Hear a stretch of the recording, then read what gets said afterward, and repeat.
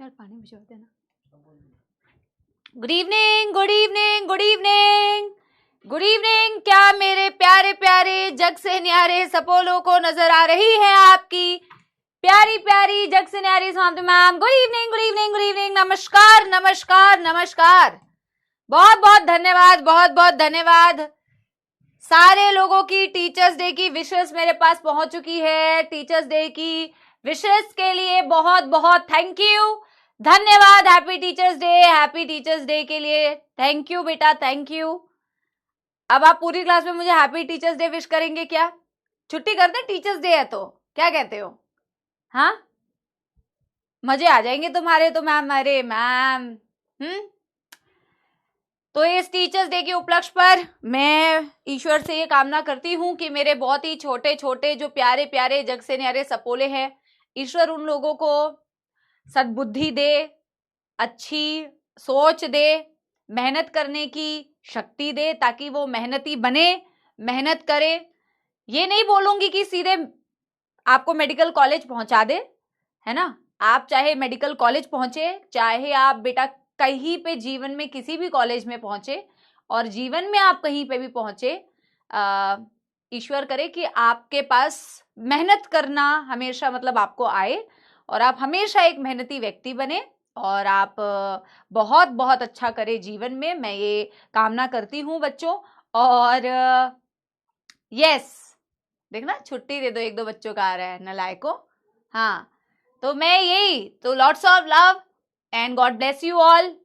बहुत खुशी होती है कि आप लोग इतना प्यार करते हैं। कल अर्जुना और लक्ष्य की भी, अर्जुना और यकीन की भी क्लास थी, तो उनके में तो टीचर्स डे पहले सेलिब्रेट हो गया ना। सेलिब्रेट क्या हुआ, उन्होंने पहले टीचर्स डे विश कर दिया। तो सारे सपोलों को, सारे स्टूडेंट्स को बेटा, क्योंकि हम टीचर्स हैं, बिकॉज आपने हमें टीचर बनाया है, देखा जाए ना, क्योंकि आपको हम पढ़ा रहे हैं तो आप ही ने हमें टीचर बनाया है, और इतना सारा प्यार दिया है, और इतना सारा प्यार आप देते हैं, उसके लिए बहुत बहुत थैंक यू। और गिफ्ट्स तो बेटा तुम क्या ही भेजोगे ना, अभी जब मिलने आओगे तो तुमसे बहुत सारा गिफ्ट लेंगे। और मिलने आओगे मतलब ऑलरेडी एक गिफ्ट हमें मिल चुका होगा तुम्हारे सिलेक्शन के रूप में, तो that will be our gift. और इसी बात के साथ में यस, शुरू करें फिर। यस, मेहनत तो हम करते हैं, तो और मेहनत करें, बहुत अच्छी बात है, और मेहनत करें। मेहनत तो हम करते हैं मैम, इसकी विश ना करें मैम। हाँ देखना, हाँ चलिए जी। बायोटेक्नोलॉजी प्रिंसिपल एंड प्रोसेस का बच्चों शुरू करने वाले हैं लेक्चर नंबर 4, जेल इलेक्ट्रोफोरेसिस और पीसीआर। बेटा हम लोगों ने, हाँ सॉन्ग तो बेटा मैम को तो तुम स्पेशल सॉन्ग की डिमांड करनी नहीं चाहिए ना, मैम तो सॉन्ग हमेशा गाती हैं, है ना। तो एक मैंने तुम्हें एनसीईआरटी कैटलिस्ट का बेटा होमवर्क दिया था, आई होप तुमने वो सारे क्वेश्चंस को खुद से ट्राई किया होगा। मुझे लग रहा है कहीं भूल तो नहीं गए हो। तो एक बारी एनसीईआरटी कैटलिस्ट के पहले क्वेश्चंस को एक बारी डिस्कस करते हैं, फिर एक बारी बेटा समाप्ति एक्सप्रेस करते हैं। पिछली क्लास को हम एक और बार रिवाइज करते हैं, हमने रिस्ट्रिक्शन एंजाइम्स पढ़ा था, और आज का टारगेट ये है कि हम जेल इलेक्ट्रोफोरेसिस और पीसीआर करेंगे। लेट अस सी कि हम कितना कवर कर पाते हैं, कोई दिक्कत नहीं है, ठीक है। टीचर्स डे स्पेशल सॉन्ग तो कोई है नहीं ना। टीचर्स डे स्पेशल सॉन्ग कौन सा होता है मेरे को ये नहीं पता है, लेकिन आज कुछ स्पेशल सॉन्ग, आज कुछ स्पेशल सॉन्ग बेटा, स्पेशल सॉन्ग तो हमारे पास नहीं है। भगवान करे कि टीचर, मुझे नहीं याद है, अगर कोई गाना है भी टीचर्स के लिए भी एक बढ़िया गाना बनना चाहिए, है ना। तो भूल गए हैं मैम? हो, हे भगवान, मेरे प्यारे सपोलो को टीचर्स डे पर मैं आपसे मांगती हूं कि इनको बुद्धू और भुलक्कड़ ना बनाए, इनको सारी चीजें याद रहे, है ना, एग्जाम हॉल में भी याद आ जाए, ये भी मांगना पड़ेगा। चलिए मैं आप लोगों को एक आज उल्टी चीज हो जाए, क्योंकि आज टीचर्स डे। चलिए आज मैं आपको क्लास की शुरुआत में गाना सुनाती हूँ, क्योंकि आप में से कई सारे बच्चे हैं जो मेरे से 11th क्लास से भी पढ़ रहे हैं। अर्जुनास थे आप लोग पहले, और अब आप मेरे बन चुके हैं लक्ष्यंस, और आप बनेंगे फ्यूचर डॉक्टर्स। तो क्योंकि ये साथ हमारा बहुत ही सुहाना रहा है, तो इस बात पे जो मुझे गाना याद आ रहा है वही गाना मैं आप लोगों को सुना देती हूँ। टीचर्स डे स्पेशल तो खैर कुछ है नहीं, लेकिन ये गाना मैं आप लोगों को सुनाती हूँ, खास करके वो सारे बच्चे जो मेरे से बहुत दूसरे साल जुड़े हुए हैं, है ना। तो ये गाना याद आता है इसी बात पे कि वो पहली बार जब हम मिले, हाथों में हाथ जब हम चले, हो गया कुछ आसान ये सफर, आई हमें फिर मंजिल नजर। वो पहली बार जब हम मिले, हाथों में हाथ जब हम चले, हो गया कुछ आसान ये सफर, आई हमें फिर मंजिल नजर। तो हो गया कुछ आसान ये सफर और आई हमें फिर मंजिल नजर। तो इसी मंजिल को बेटा हमें अचीव करना है। लाइक आई ऑलवेज से मेरे प्यारे सपोलो, बहुत ज्यादा स्ट्रेस मत लिया करो, है ना। ठीक है, अच्छी बात है, जब हम बहुत ज्यादा किसी चीज के लिए एफर्ट्स करते हैं तो थोड़ा बहुत बेटा टेंशन होना जरूरी है भी, अच्छी बात होती है। वैसे थोड़ा बहुत स्ट्रेस होता है ना तो अच्छी बात है, मतलब कि आप अपने लिए चिंतित हैं, अपने फ्यूचर के लिए चिंतित हैं, बहुत अच्छी बात है। लेकिन डोंट ओवर स्ट्रेस, है ना। आप जहां पे भी जाएंगे सही जगह पे पहुंचेंगे। आपको टाइम टू टाइम हम ये बताते भी रहते हैं, देयर आर मेनी एग्जाम्पल्स। तो एक इकलौता सिर्फ बेटा नीट का एग्जाम नहीं है जीवन में, ठीक है ना। एक इकलौता नीट का एग्जाम नहीं है जो आपको सक्सेसफुल बना देगा, और बाकी कोई चीज आप करोगे तो आप कहीं के नहीं रहोगे। आप अब तो आप लोगों के पास बेटा इतना एक्सपोजर है कि आप बहुत सारी चीजें देखते हैं और समझते हैं, है ना। तो इतने ज्यादा एक्सपोजर से भी आप लोग अवेयर होंगे कि this is not true, but yes अभी तो आप लोगों की मंजिल बेटा मेडिकल कॉलेज की, वो एक गवर्नमेंट मेडिकल कॉलेज की सीट ही है। तो फिलहाल आपको अपनी जो मंजिल आपने डिसाइड की है बेटा इस साल, फिलहाल तो उसी मंजिल के लिए बेटा फाइट मारना है। फिलहाल तो बेटा उसी चीज के लिए अपन को फाइट करना है। ये फाइटिंग एटीट्यूड बेटा होना चाहिए, क्योंकि आप अगर फाइटर एटीट्यूड वाले होंगे ना बेटा, फाइटिंग एटीट्यूड वाले, मतलब if you are a fighter तो you can fight anything in your life, you know, and then you can win the situation. तो यही बात के साथ में एनसीईआरटी कैटलिस्ट शुरू करते हैं, जो आप में से कई सारे नालायक सपोलो ने बेटा सॉल्व किया है या नहीं है मुझे नहीं पता, पर एक बार ही डिस्कस कर लेते हैं इसको आपकी क्लास में। मैंने क्वेश्चंस दिया था आप लोगों को, है ना। चलिए देखते हैं आप लोग अपने अपने आंसर्स को मैच करना। फिर यस एनसीईआरटी की रीडिंग भी हम करेंगे जो रिस्ट्रिक्शन एंजाइम से रिलेटेड बची हुई है, और फिर नया टॉपिक स्टार्ट करेंगे, ठीक है ना।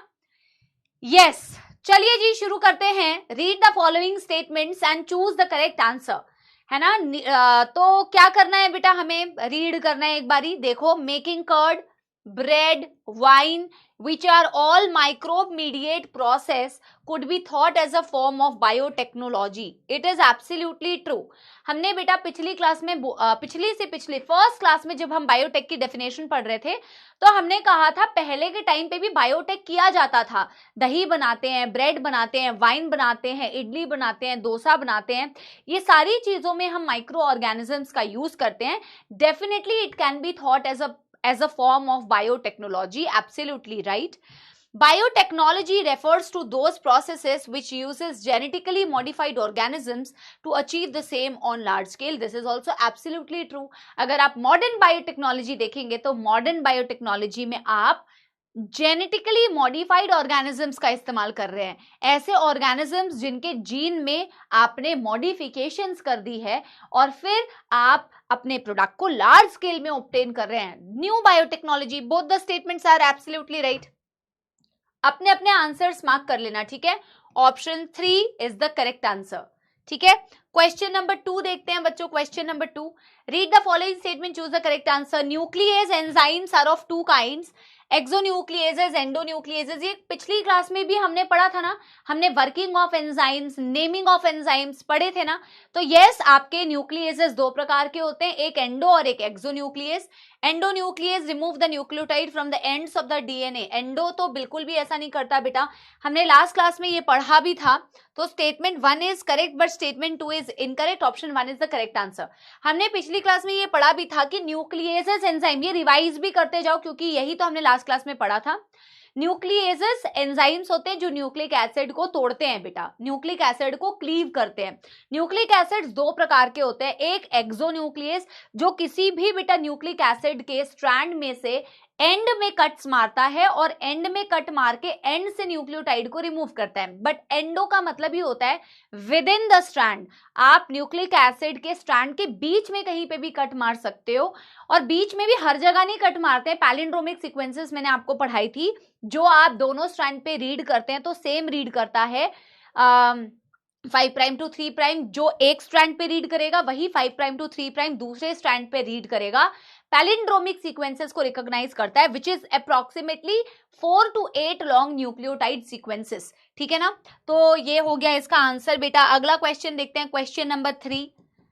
Question number 3, if any piece of, actual में ये नीट में भी आया हुआ सवाल है, ये एग्जैक्टली तो सवाल नहीं आया था नीट 2024 में, बट ऐसा ही सवाल आया था शायद। If any piece of DNA is somehow transferred into an alien organism, most likely the piece of DNA would not be able to multiply itself in the progeny cells of the organisms.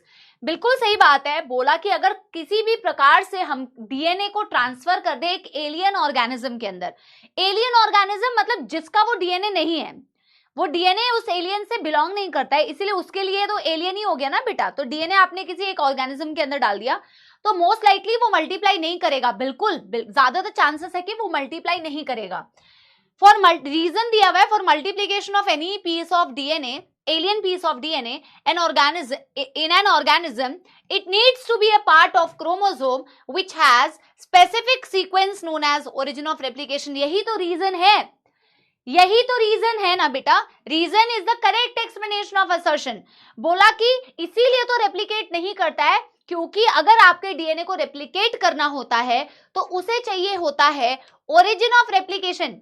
अगर इसके पास origin of replication नहीं है तो वो कैसे replicate करेगा, है ना पानी। तो भाई for any piece of DNA to multiply it needs to be a part of chromosome. उसको किसी एक ऐसे क्रोमोसोम का पार्ट बनना पड़ता है जिसके पास ओरिजिन ऑफ रेप्लिकेशन हो। जैसे कि आपके किसके पास होता है, वेक्टर के पास होता है, प्लाज्मिड के पास होता है। सारे बच्चों को याद आ रहा है बेटा, यस एवरीवन।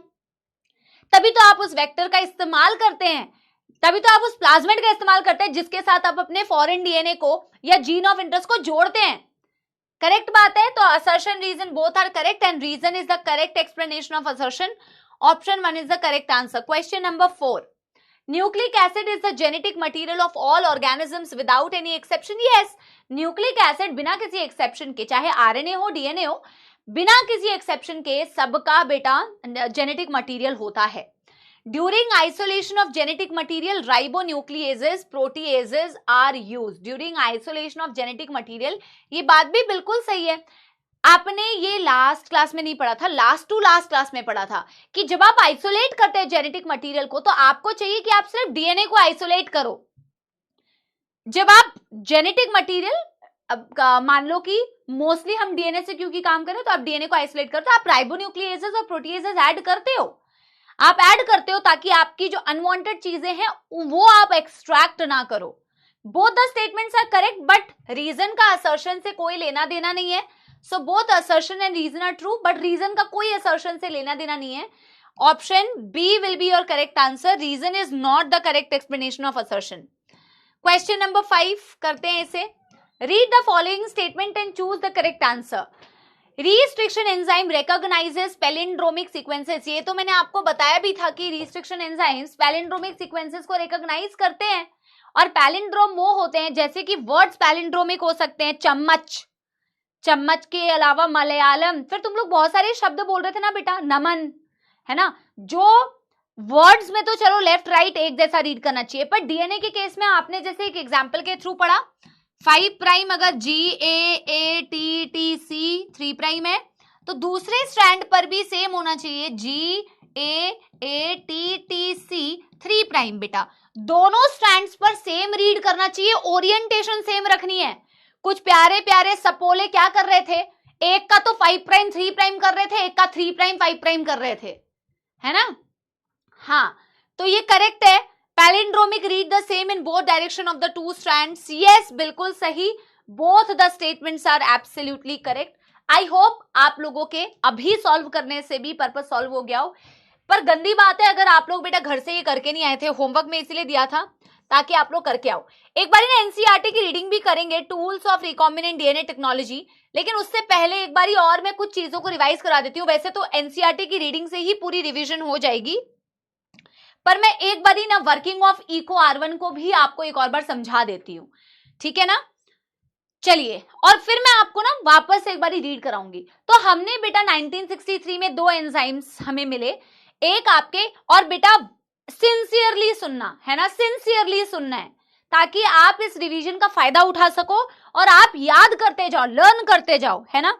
तो एक हमें मिला था रिस्ट्रिक्शन एंजाइम जो बैक्टीरियोफाज की ग्रोथ को रिस्ट्रिक्ट करता है अपने अंदर, और एक हमें मिला था डीएनए मिथाइलेज। हमने रिस्ट्रिक्शन एंजाइम्स बोला दे बिलोंग टू न्यूक्लियेजेस, वो न्यूक्लिक एसिड को तोड़ते हैं, एक्सो एंड से रिमूव करते हैं न्यूक्लियोटाइड्स को, एंडो सेंटर से कट करके बेटा न्यूक्लियोटाइड्स को रिमूव करते हैं, and endonucleases are more helpful in your biotechnology. Till date, more than 900 restriction enzymes have been isolated from over 230 strains of bacteria. ये भी आपने बेटा पढ़ा था data wise. Hind2 was the first restriction enzyme to be discovered, which was characterized and isolated 5 years later. 5 साल के बाद उसकी बेटा कैरेक्टरिस्टिक्स पता चली और उसको आइसोलेट किया गया। पहला डिस्कवर्ड, खोज मिल तो गया था, बट ये कार्यक्रम करने में, उसकी कैरेक्टराइजेशन करने में और उसको आइसोलेट करने में 5 years लगे। ये हमने Hind2 के बारे में पढ़ा, फर्स्ट रिस्ट्रिक्शन एंजाइम। नेमिंग आपने पढ़ी कि first letter stands for the genus name, next 2 letter stands for the species name. अगर अगला कोई लेटर है तो that is the type of strain, के स्ट्रेन से बिलोंग करता है। एंड जो रोमन नंबर होगा that indicates the order of isolation, जहां पे जिस भी प्रोकैरियोट में वो मिला है वहां से आइसोलेट निकाला किस सीक्वेंस में गया है, वो है the Roman number order of isolation. जब आपकी एंडोन्यूक्लियेजेस आपके स्ट्रैंड को रीड करती है तो वो अपने पैलिंड्रोम को ढूंढ रही होती है। इको R1 की पैलिंड्रोम अलग होती है, Hind2 की पैलिंड्रोम अलग होगी, Hind3 की पैलिंड्रोम अलग होगी, SMA1 की पैलिंड्रोम अलग होगी। जितने भी दुनिया भर के रिस्ट्रिक्शन एंजाइम्स है सबके पैलिंड्रोमिक सीक्वेंस अलग होते हैं।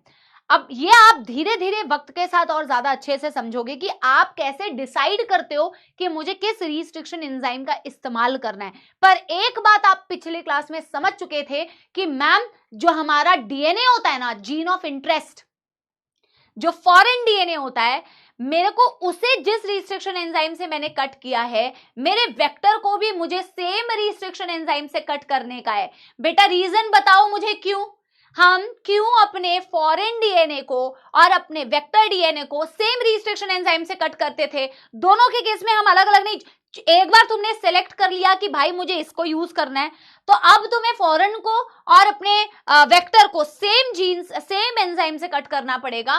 क्योंकि जब आपकी रिस्ट्रिक्शन एंजाइम्स बेटा कट मारती थी तो मैंने आपसे कहा था वैसे 2 प्रकार के कट होते हैं, है ना। जैसे 2 प्रकार के कट होते हैं, ये आपके न्यूक्लियोटाइड्स हैं जिससे मिलके आपका डीएनए बना हुआ है बेटा, ये डॉट्स को न्यूक्लियोटाइड कह रहे हैं।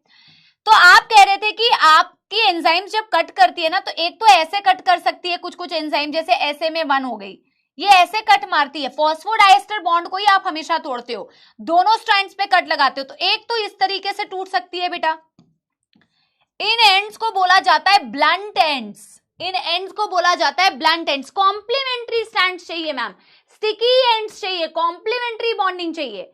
एक तो बेटा एंजाइम जो होता है रिस्ट्रिक्शन एंडोन्यूक्लियेजेस, इस प्रकार के एंड बना सकते हैं जिन्हें आपने बोला था बेटा क्या, जिन्हें आपने बोला था ब्लंट एंड्स, और एक होते हैं जिन्हें हम बोलते हैं स्टिकी एंड्स। जैसे इको R1 की फंक्शनिंग में आपने देखा, तो इको R1 में बेटा एक बारी वापस से याद करो कैसे किया था तुमने। एक तुम्हारे पास था बेटा वेक्टर डीएनए, और आपकी इको R1 की जो रिकॉग्निशन साइट होती है वो एनसीईआरटी ने दी हुई है, उसे एग्जैक्टली बेटा याद रखना है, GAATTC। 5 प्राइम पे G है, 3 प्राइम पे C है, 5 प्राइम पे G है, 3 प्राइम पे C है। और इको R1 हमेशा न्यूक्लियोटाइड्स में सेम बेस पेयर्स के बीच में कट करता है। यहाँ पे भी G और A के बीच में अगर कट किया है तो यहाँ पे भी G और A के बीच में कट करेगा, और दोनों स्ट्रैंड्स को कट करता है। जो मैं ये छोटी छोटी बातें बता रही हूं यही एग्जाम में पूछते हैं और गलत करते हो आप लोग। It always cuts between the same base pairs and on both strands, किसी एक स्ट्रैंड को नहीं कट मार रहा है। जैसे आप इसे कट मार के जब इसे अलग करते हो तो सब, ये चाहे वेक्टर हो चाहे फॉरेन हो, कोई भी आप मान सकते हो, तो यहाँ पे जी अलग हो गया और बेटा यहाँ पे क्या बच गया, सी टी टी ए, है ना। ये वाला पार्ट उठा के आपने हटा दिया, ये इसका स्टिकी एंड है, फ्री एंड है। अगर ये फॉरेन डीएनए है तो यहाँ पे बेटा तुम्हारे पास वेक्टर डीएनए होगा, और वेक्टर डीएनए में भी बेटा यहाँ पे होगा GAATTC 5 प्राइम से 3 प्राइम और GAATTC 5 प्राइम से 3 प्राइम। यहाँ पे भी बेटा G और A के बीच में कट, यहाँ पे भी G और A के बीच में कट। यहाँ वाला एंड आपको ऐसा दिखेगा GAATTC और यहाँ पे G, है ना। इसको और इसको तुमने कट करके हटा दिया, ये इसका हो गया ओवरहैंगिंग एंड, स्टिकी एंड्स या फिर कोहेसिव एंड्स। यस एवरीबॉडी, बस ये दोनों आपस में कॉम्प्लीमेंट्री है, दोनों की कॉम्प्लीमेंट्री हो जाएगी bonding. Very good, most of you are giving absolutely correct answers, बिल्कुल सही। बस इसीलिए तो बेटा आप ऐसे ओवरहैंगिंग एंड स्टिकी एंड्स बना पाते हो, बिकॉज आप वेक्टर डीएनए को और अपने जीन ऑफ इंटरेस्ट को सेम रिस्ट्रिक्शन एंजाइम से कट करते हो। EcoR1 is very important because उसकी रिकॉग्निशन साइट एनसीईआरटी में दी हुई है। मैंने हाइंड टू की भी तुम्हें इसलिए बता दी थी क्योंकि एनसीईआरटी में दिया था कि हाइंड टू की जो रिकॉग्निशन साइट होती है वो 6 बेस पेयर लॉन्ग होती है, और आपने इसका जब याद कर लिया है कि इसकी होती है GAATTC 5 प्राइम से 3 प्राइम, GAATTC 5 प्राइम से 3 प्राइम, तो हाइंड टू की भी बेटा तुम्हें मैंने बताई थी AA की जगह TT कर लो और TT की जगह AA कर लो। Any pyrimidine, any purine, GTTAAC 5 prime 3 prime 5 prime, है ना। समझ गए। यहां पे एनी पायरिमिडीन, यहां पे एनी प्यूरिन, उसके अकॉर्डिंग अपोजिट वाले स्ट्रैंड में भी चेंज हो जाएगा। Done done done done, easy. एक बार ये एनसीईआरटी की रीडिंग करें सारे बच्चों। यस, बहुत ही इजी है बेटा, फटाफट से करते हैं एक बारी ना, फिर हम नया टॉपिक स्टार्ट करेंगे। एक बारी फटाफट से जहां रिस्ट्रिक्शन एंजाइम दिया हुआ है एक बारी देखते हैं। रिवीजन बहुत हेल्पफुल होता है मैम, धन्यवाद, थैंक यू बच्चों, थैंक यू। देखो 1963 में 2 एंजाइम्स मिले थे for restricting the growth of bacteriophage in E coli, जो बैक्टीरियोफाज की ग्रोथ को ई कोलाई में रोक रहे थे, जिनको आइसोलेट किया गया। पढ़ाया था ये लास्ट टू लास्ट क्लास में। One of these added methyl group to the DNA while the other cut the DNA. The later was called as restriction endonuclease. एक जो कि बैक्टीरियोफाज के डीएनए को कट कर रहा था, वो बैक्टीरियोफाज जो अपना डीएनए एंटर करा रहा था ई कोलाई के अंदर, तो restriction enzyme later was called as restriction endonuclease, क्योंकि ये बैक्टीरियोफाज के जेनेटिक मटेरियल के टुकड़े टुकड़े कर दे रहा था, न्यूक्लिक एसिड को तोड़ दे रहा था। The first endonuclease Hind2 whose functioning dependent on a specific DNA nucleotide sequence was isolated and characterized 5 years later. बोला कि पहला रिस्ट्रिक्शन एंडोन्यूक्लियस Hind2 जिसकी फंक्शनिंग डिपेंड करती थी एक स्पेसिफिक न्यूक्लियोटाइड सीक्वेंस पर, यानी कि पैलिंड्रोमिक सीक्वेंस पर, इसकी कैरेक्टराइजेशन 5 साल बाद हुई। It was isolated and characterised 5 years later. It was found that Hind2 always cuts a molecule at a particular point by recognizing specific sequence of 6 base pair. वो recognize करता था 6 base pair long sequence को, जो मैं आपको बता चुकी हूँ बट एनसीईआरटी में दिया नहीं है। This specific base pair sequence is known as a recognition sequence for Hind2. इस स्पेसिफिक बेस पेयर सीक्वेंस को बोला जाता है रिकॉग्निशन सीक्वेंस, Hind2 का recognition sequence. Besides Hind2, today we know more than 900 restriction enzymes that have been isolated from over 230 strains of bacteria that can recognize different recognition sequence. Hind2 के अलावा आज के date पे हम 900 से ज्यादा restriction enzymes को जानते हैं, आइसोलेट कर चुके हैं 230 बैक्टीरिया के स्ट्रेन्स में से, जो अलग अलग रिकॉग्निशन साइट्स को रिकॉग्नाइज कर सकते हैं। The convention for naming these enzymes, बोला नामकरण इनका कैसे होता है। First letter of the name comes from the genus, पहला लेटर जीनस के नाम से आया। The second 2 letter comes from the species, next 2 letter बेटा स्पीशीज जिससे उसे आइसोलेट किया गया है वहां से आया, from which it is isolated. For example, ECO R1 name comes from Escherichia coli RY13. It is the strain type CO coli. E for beta आपका genus name and then beta order of isolation. In ECO R1 तो Escherichia coli से इसे obtain किया गया. In ECO R1 the letter R is derived from the strain. Rough strain होती है, rough strain. The Roman number following the name indicate the order in which the enzyme is isolated from that strain of bacteria. उस bacteria के strain में किस order में उसे isolate किया गया वो रोमन नंबर उसे इंडिकेट करता है. Restriction enzyme belong to a large class of enzyme called as nucleases. Restriction enzyme nucleases category से बिलोंग करते हैं और दो प्रकार के nucleases होते हैं, exonuclease, endonuclease. Exonuclease remove the nucleotide from the end of DNA whereas endonucleases makes the cut at specific position within the DNA. Exonucleases end से न्यूक्लियोटाइड को कट करते हैं, whereas endonucleases specific positions within the DNA यानी कि centre में से cut करते हैं. Each restriction endonuclease functions by inspecting the length of DNA sequence. ऐसा लगता है मानो कि जो आपके रिस्ट्रिक्शन एंजाइम्स है वो डीएनए की लेंथ को इंस्पेक्ट कर रहे हैं, उनकी जांच कर रहे हैं. जांच इसलिए कर रहे हैं, उस पर चल रहे हैं. क्यों? ताकि उन्हें अपनी रिकॉग्निशन साइट मिल जाए. Once it finds its specific recognition sequence, it will bind to the DNA, cut each of the 2 strands of double helix at specific point at their sugar phosphate backbone.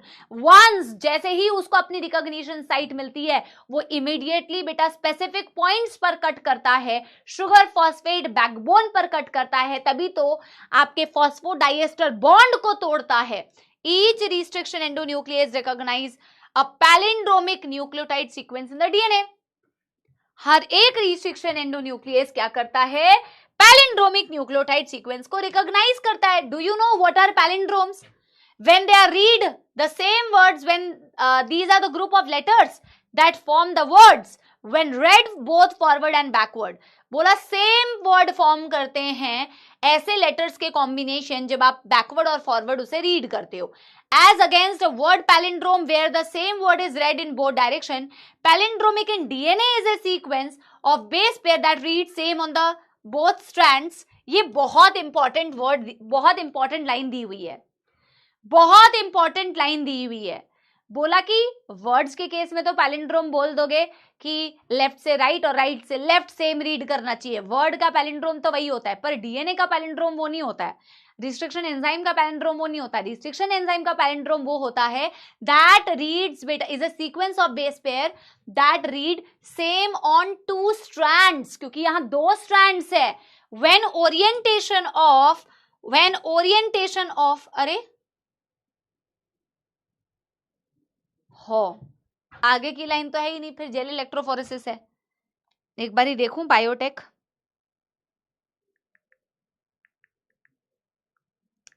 Principal क्या दिया है प्यारे सपोलो, देख लेते हैं क्या line दी हुई है, क्या लाइन दी हुई है. Orientation of reading is kept same. जब orientation of reading is kept same है ना, for example the following sequence reads the same on 2 strands. जैसे कि वो एग्जाम्पल दिया हुआ है, एक्चुअली उसके आगे की एनसीईआरटी की रीडिंग है नहीं बेटा इसमें ना, लेना उसका भूल गए स्क्रीनशॉट. तो बोला कि डीएनए के केस में तो 2 स्ट्रैंड्स की बात है, तो आप दोनों स्ट्रैंड्स में पैलिंड्रोम कब कहेंगे? जैसे इसका एग्जाम्पल दिया हुआ है, एक स्ट्रैंड पर 5' to 3' जो रीड कर रहा है, दूसरे स्ट्रैंड पर भी 5' to 3' सेम रीड करना चाहिए. ओरिएंटेशन चेक कर लेना, ठीक है, ओरिएंटेशन चेक कर लेना. Restriction enzyme cut the DNA a little away from the centre of palindromic site but between the same 2 bases on opposite strands. बोला यूजुअली जो होता है ना रिस्ट्रिक्शन एंजाइम पैलिंड्रोम, देखो ये तो डीएनए के कहीं सेंटर में ही है, हो सकता है डीएनए के कहीं बीच में ही है, इधर भी डीएनए की स्ट्रैंड है, इधर भी डीएनए की स्ट्रैंड है, हो सकता है कहीं सेंटर पर आपका ये पैलिंड्रोम मिल रहा है. बट पैलिंड्रोम में वो थोड़ा सा slightly away from centre cut कर रहा है. स्लाइटली अवे फ्रॉम पैलिंड्रोम की सेंटर से वो कट कर रहा है, slightly away from the centre बेटा, and between the two same bases on opposite strand, same bases के बीच में वो कट कर रहा है। This leaves single stranded portions at the end, इसकी वजह से single stranded portion overhanging ends मिल रहे हैं ना बेटा, ओवरहैंगिंग एंड्स मिल रहे हैं। There are overhanging stretches called as sticky ends on each side, जो आपने अभी भी पढ़ा बेटा, जो आपने अभी भी पढ़ा। These are named so because they form hydrogen bond with their complementary counterpart. This stickiness facilitates the action of enzyme DNA ligases. बोला कि ये जो स्टिकीनेस है ना, इसी की मदद से तो आप एक फॉरेन डीएनए को और वेक्टर डीएनए को जोड़ पाते हो, और जोड़ने के लिए कौन होता है बेटा, molecular glue, DNA ligases. Cut कौन करता है, मॉलिक्यूलर सिजर्स, रिस्ट्रिक्शन एंडोन्यूक्लिएजेस। और अब जो स्टिकी एंड्स बने थे उनको जोड़ा कौन, DNA ligase, molecular glue. Restriction endonucleases are used in genetic engineering to form recombinant DNA. Endonucleases का आप इस्तेमाल करते हैं जेनेटिक इंजीनियरिंग में ताकि आप रिकॉम्बिनेंट डीएनए बना सके, which are composed of DNA from different genomes. Recombinant का मतलब होता है अलग अलग जगह से आपने डीएनए को जोड़ा है, सोर्सेस अलग अलग है, तभी तो रिकॉम्बिनेंट बना रहे हो। When cut by the same restriction enzyme, the resultant DNA fragment have the same kind of sticky ends which can be joined together using DNA ligase. जब एक प्रकार के रिस्ट्रिक्शन एंजाइम से कट करोगे तो एक प्रकार के स्टिकी एंड्स प्रोड्यूस होंगे जिनको आप जोड़ के रिकॉम्बिनेंट बनाते हो with the help of DNA ligase. समझ गए? अरे भाई, हाँ बतिया रहे हो तुम तो भाई, टीचर्स डे के दिन भी बताइए जरा। हाँ, ये एक डायग्राम है बेटा जो एनसीईआरटी में दिया हुआ है, जैसे कि फॉरेन डीएनए है और ये दिखाया हुआ है वेक्टर डीएनए। हालांकि इसको बेटा हम कितनी बार पढ़ भी चुके हैं, 2-3 बार। बोला same restriction enzyme cutting both foreign and vector DNA at specific point. बोला स्पेसिफिक पॉइंट्स पर फॉरेन डीएनए को और वेक्टर डीएनए को सेम रिस्ट्रिक्शन एंजाइम कट करता है, और जब सेम रिस्ट्रिक्शन एंजाइम कट करेगा तो एक जैसे स्टिकी एंड्स होते हैं बेटा, है ना। Ligases joins foreign DNA to plasmid, ये फॉरेन डीएनए है, इसको प्लाज्मिड से जोड़ दिया, रिकॉम्बिनेंट बन गया। फिर तो बेटा वही सेम कहानी, कॉपी पेस्ट, रिकॉम्बिनेंट बना, उसे होस्ट के अंदर डाला। मैं आपको ये वर्ड्स का मतलब बताऊंगी बेटा, अभी हमने पढ़ा नहीं है।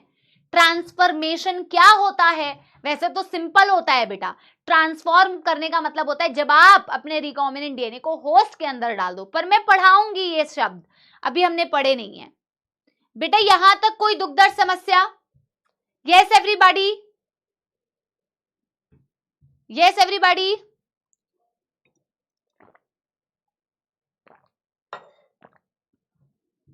हाँ, शुरू करें फिर बेटा अगला टॉपिक। Yes everybody. नहीं भैया मेरे को केक नहीं, मैं बस टेस्ट कर लेती हूँ। थैंक यू भैया, थैंक यू। टीचर्स डे का केक आया है। मेरे पेट में दर्द तो नहीं होगा? नजर तो नहीं लगा रहे? स्टूडेंट्स की नजर नहीं लगती ना, टीचर्स की, और टीचर्स की नजर नहीं लगती बेटा।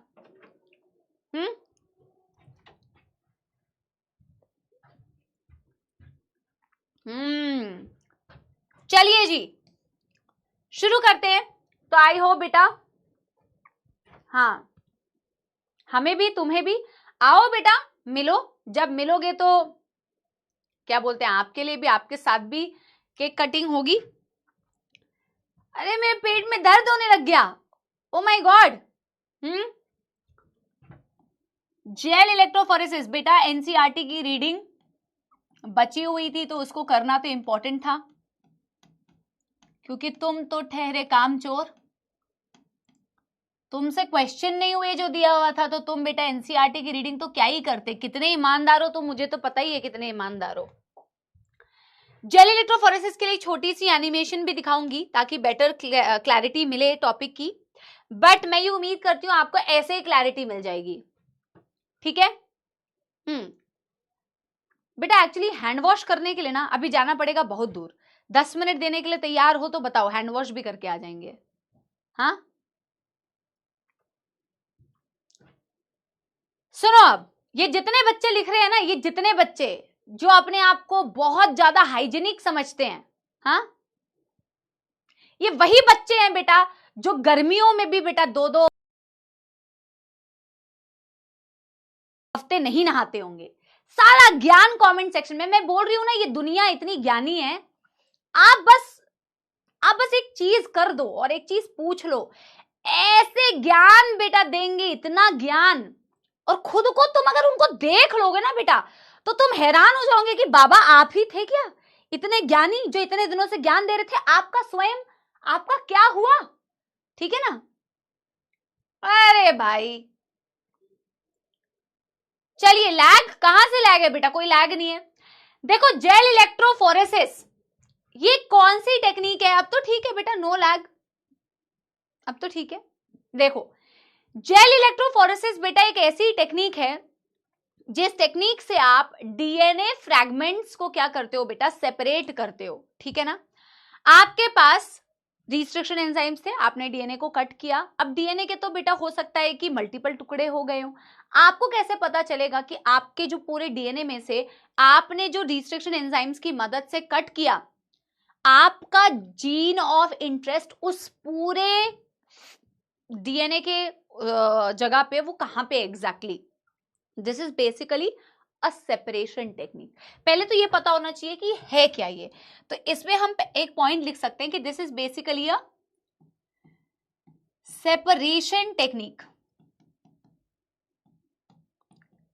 This is basically a separation technique for DNA, ताकि आपको अपना जीन ऑफ इंटरेस्ट बेटा उस पूरे इतने सारे बेटा फ्रैगमेंट में, हो सकता है इतना बड़े डीएनए के टुकड़े में बहुत सारे टुकड़े हो गए, उसमें से बेटा समुद्र में से तुम्हें अपना डीएनए फ्रैगमेंट चाहिए। ठीक है ना? So this is a separation technique basically for your gene of interest. अब इसमें करते क्या है बेटा? अच्छा, जेल इलेक्ट्रोफोरेसिस। इलेक्ट्रोफोरेसिस का मतलब ही क्या होता है पता है? What is the gel? यहां पे एक तो वर्ड यूज हो रहा है बेटा जेल, और यहां पे एक वर्ड यूज हो रहा है बेटा इलेक्ट्रोफोरेसिस। एक वर्ड यूज हो रहा है इलेक्ट्रोफोरेसिस। जेल का मतलब यहां पे हम एक जेल यूज करते हैं, अभी मैं आपको बताऊंगी क्या मतलब है। एगेरोस जेल का हम यहां पे इस्तेमाल करते हैं, अभी मैं बताऊंगी। इलेक्ट्रो का मतलब यहां पे है of course electric current, electric current. और फोरेसिस का मतलब ही होता है सेपरेशन, मूवमेंट, सेपरेशन या मूवमेंट। समझ रहे हो? यस? हाँ। जब मैं बोल रही हूं जेल इलेक्ट्रोफोरेसिस, तो यहां पे आपने बेटा क्या किया है? एक जेल का इस्तेमाल किया है, एगरोस जेल बोलते हैं। एगरोस जेल, एगरोस जेल क्या होता है बच्चों?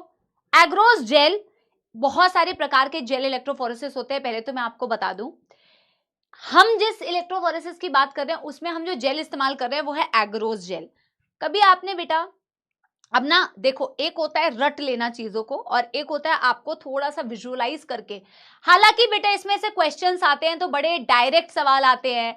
डीएनए कहाँ लोड किया जाता है, इल्यूजन क्या होता है, डीएनए को देखने के लिए किससे स्टेन करते हैं, कहाँ पे बेटा स्टेन किया जाता है, विजिबल लाइट में दिखता है कि नहीं, कैथोड किस तरफ होता है। सवाल तो बिल्कुल बेसिक आएंगे, बट मैं मतलब क्योंकि मैंने जब ये टॉपिक पढ़ा था तो मैं खुद ही नहीं ये इमेजिन कर पाती थी कि एक्चुअल में ये प्रोसेस हो कैसे रहा है। तो उसके लिए एक तो आप पहले ध्यान से सुनना, ताकि एटलीस्ट आपको ये ना, मतलब आपने से रट नहीं लिया है, हाँ हाँ होता है ऐसे ऐसे होता होगा, नहीं, आपको समझना है कि बेटा एग्जैक्टली कि ये प्रोसेस कैसे किया जाता है। पहले तो आप ऐसे ही समझो जो मैं आपको समझा रही हूँ डायग्राम्स की मदद से, और फिर हम इसके लिए बेटा एक इमेज भी देखेंगे और एक एनिमेशन भी देखेंगे। बट आप ऐसे इमेजिन करके थोड़ा सा सोचने की कोशिश करो, ठीक है ना? तो यहां पे हम बेटा एगेरोस जेल का इस्तेमाल करते हैं। अब ये जेल क्या है? मतलब मैं जेल की मदद से, इलेक्ट्रिक करंट की मदद से सेपरेशन कैसे कर रही हूं अपने डीएनए का।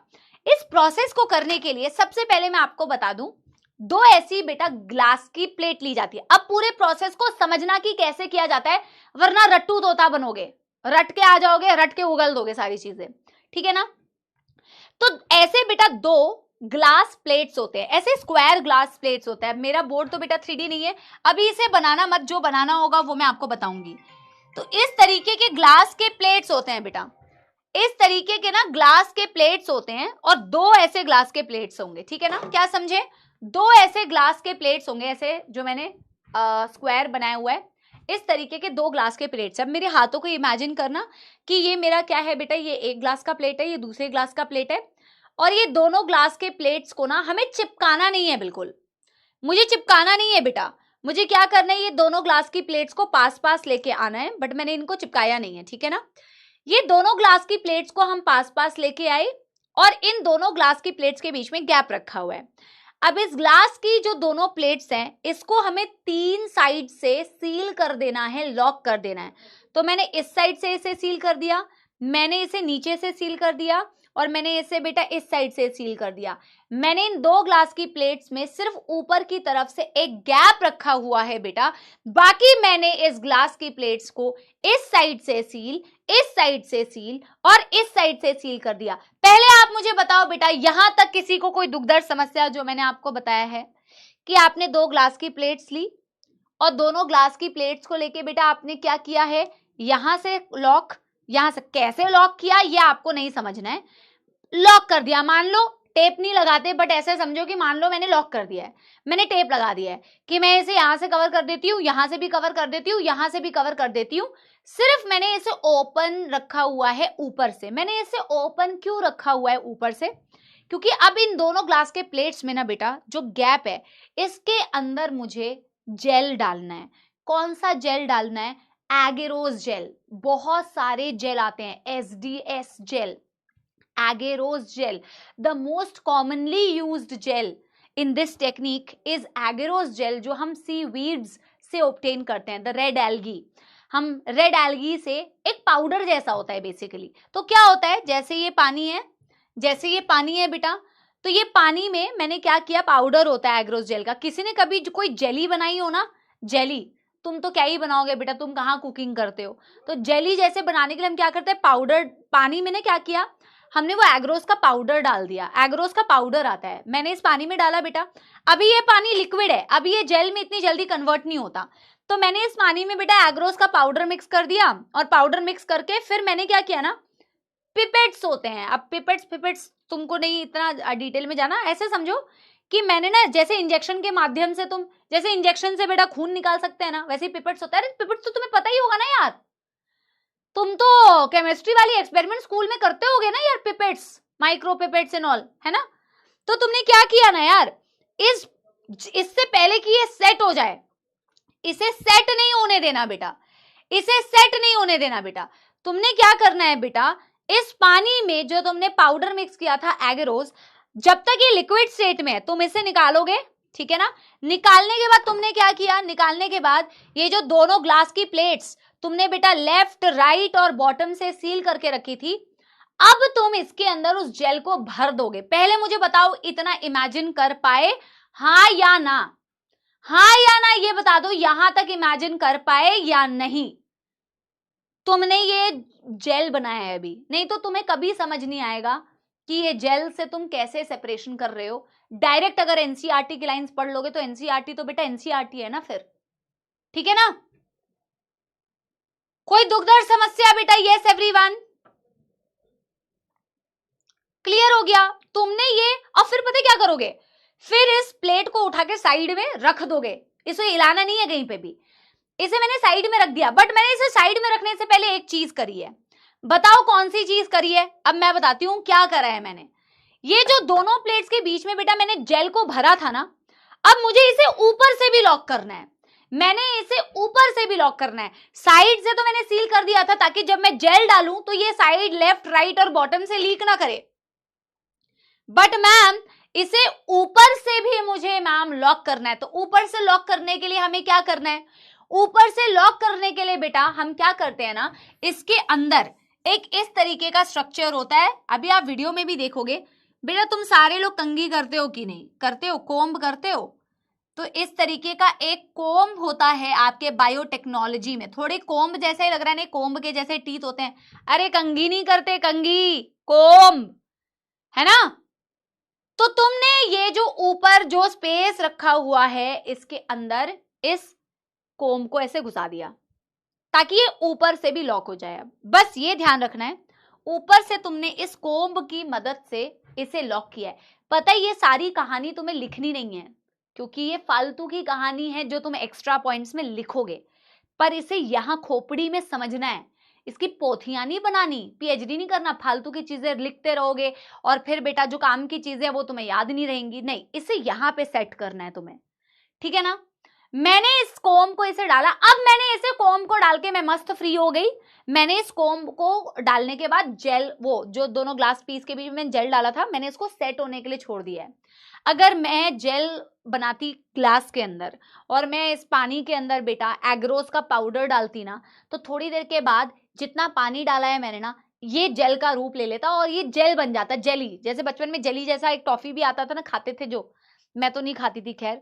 तो ये जैसे इस ग्लास के अंदर जेल बन सकता है, वैसे ही अब आप उसके 2 प्लेट्स के अंदर बेटा जेल बनेगा। अब यहां से पूरा मामला स्टार्ट होता है। पहली कहानी तो ये कि तुम्हें जेल बनाना है, और जेल कैसा दिखता है वो सबसे इंपॉर्टेंट है। जेल कैसा दिखता है बेटा वो सबसे इंपॉर्टेंट है, ठीक है ना। अब हम इसके बारे में बेटा 2-4 बातें लिखते हैं, ठीक है ना। चलो क्या लिखेंगे, सेपरेशन टेक्निक फॉर डीएनए। अब यहां पे हमने लिखा agarose gel is used as a, अच्छा जेल यूज क्यों किया, कोई मुझे बताएगा? जेल मुझे कोई बताएगा कि यूज किया क्यों? यहां पे हमने जेल का इस्तेमाल ही क्यों किया?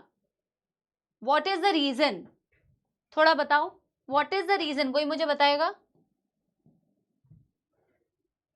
पहले तो लिखेंगे is obtained from seaweeds।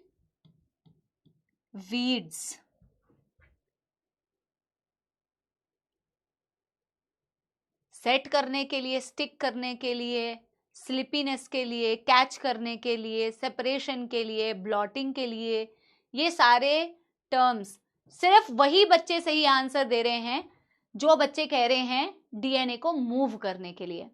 Separation technique तो है, सेपरेशन तो कह सकते हो, एब्जॉर्प्शन कुछ नहीं है, सब गलत है। एक मीडियम चाहिए तुम्हें, there is a medium that you need. सिर्फ इतनी सी बात है, एक मीडियम चाहिए डीएनए को मूव करने के लिए। उस मीडियम के लिए तुम इस जेल का इस्तेमाल करते हो, अदरवाइज जेल का इस्तेमाल नहीं करते। डीएनए को मूव अगर करना है किसी के अंदर तो उसको एक मीडियम चाहिए ना। जैसे मैं आपको बहुत आसानी से इस चीज को समझाती हूँ, तुम्हें स्विम करना है तो हवा में स्विम करोगे क्या? तुम तो कुछ भी कर सकते हो, वैसे तो हवा में बातें है ना, तुम तो कुछ भी कर सकते हो हवा में, तुम ऐसे उड़ भी सकते हो, है ना। पर अगर तुम्हें प्रैक्टिकली स्विम करना है तो तुम्हें पानी चाहिए। पानी इज ए मीडियम, पानी के बिना तुम स्विम नहीं कर पाओगे ना, जितनी भी स्विमिंग तुम्हें आती हो। वैसे ही डीएनए को अगर मूव करना है तो डीएनए की मूवमेंट एक मीडियम के थ्रू होती है। वो मीडियम जो है वो है तुम्हारा जेल, वो है तुम्हारा gel. Basically it acts as a medium for the movement of DNA, that's all. Separation technique है, ये कौन सी तुमने रॉकेट साइंस बताई है, सेपरेशन तो है ही, है ना। It is obtained from seaweeds, basically red algae, and acts as a medium for movement of DNA। लेकिन यानी कि अगर बेटा डीएनए इसके थ्रू मूव कर रहा है तो डेफिनेटली ये अंदर से डीएनए को मूव क्यों करना है, ये तो बहुत अच्छा सवाल पूछा है। पहला शब्द हमने लिखा हुआ है सेपरेशन टेक्निक, पहला पॉइंट हमने लिख रखा है सेपरेशन टेक्निक। सेपरेट करना है ना भाई डीएनए को, इसीलिए मूव करना है।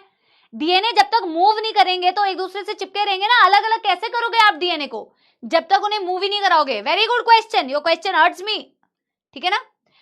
Agarose is easiest to work with, आप बहुत सारे जेल्स का इस्तेमाल कर सकते हो। Agarose is easy to work with, agarose is easily available, बहुत आसानी से बेटा इस टेक्निक को किया जा सकता है, इसलिए आप एगरोज का इस्तेमाल करते हैं। और भी मल्टीपल रीजंस है।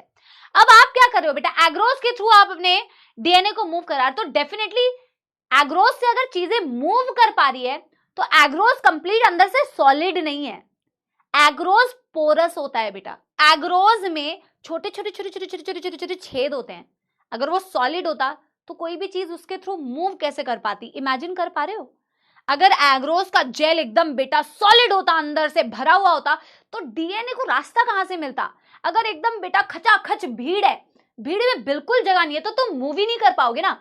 लेकिन अगर भीड़ तो है पर भीड़ के बीच बीच में थोड़े थोड़े गैप्स है, तो तुम गैप्स के थ्रू ऐसे ऐसे करके मूव कर सकते हो। बताओ यस और नो।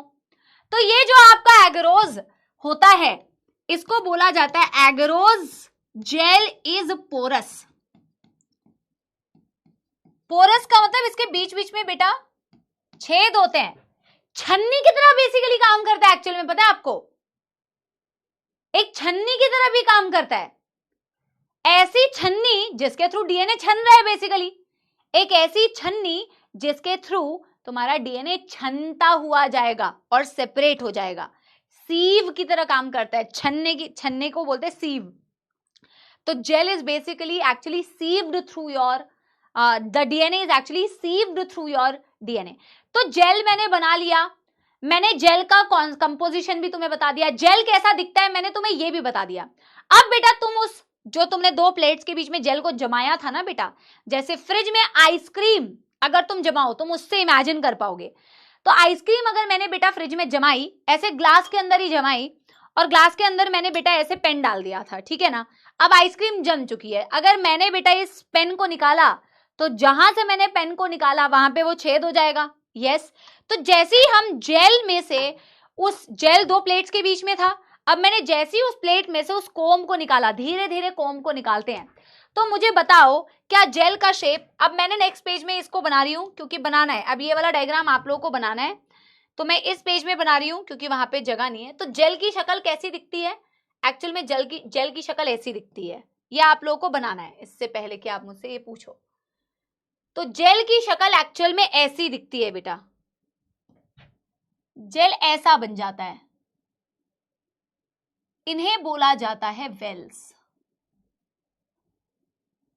इन्हें बोला जाता है वेल्स। यस, समझ गए? यस एवरीवन, इसे बोला जाता है बेटा क्या, वेल्स। इसको थोड़ा और अच्छे से बनाते हैं, पर ये वेल्स हमने क्यों बनाए मैम, ये वेल्स हमने इससे बनाए ताकि हम अपने डीएनए को लोड कर सकें। ये वेल्स हम इसीलिए बनाते हैं ताकि हम अपने सैंपल को लोड कर सके बेटा, ठीक है। देखो एक ये है आपके वेल्स, ये है आपके वेल्स। जैसे आपने उस कोम को रिमूव किया, जैसे आपने उस कोम को रिमूव किया, तो कोम को रिमूव करते ही इसमें हो गए बेटा ऐसे छेद। आप अपने सैंपल को, सैंपल क्या है तुम्हारा, सैंपल है तुम्हारा डीएनए जिसे तुम्हें सेपरेट करना है। सैंपल को तुम्हें इस जेल में से सेपरेट करना है, तो सेल्फ सेपरेट कैसे करोगे, उसको कहीं तो रखना पड़ेगा ना बेटा सेपरेट होने के लिए। जैसे बेटा मैं आपको एक बात बताती हूं ताकि ना आपकी इमेजिनेशन और स्ट्रांग हो सके।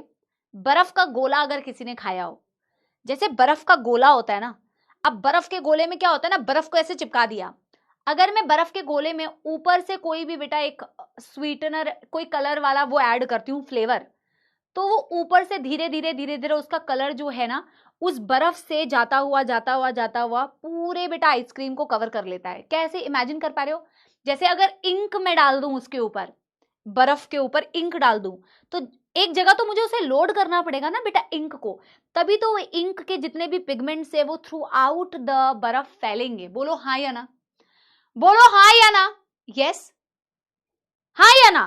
तो भाई उस इंक को फैलने के लिए पूरे बर्फ के गोले में से तुम्हें कहीं तो उसको लोड करना पड़ेगा ना, तो तुम अपने सैंपल को यहां लोड करते हो।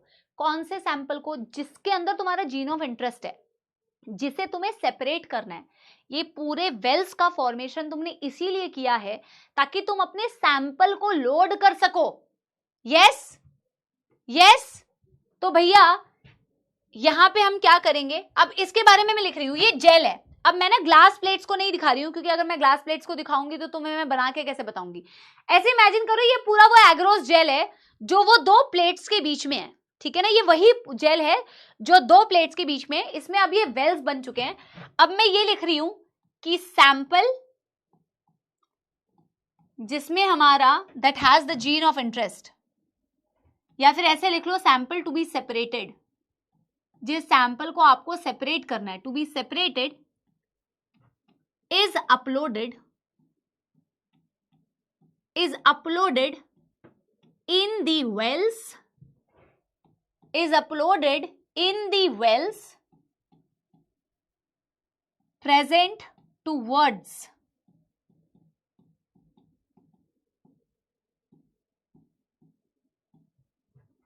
कैथोड।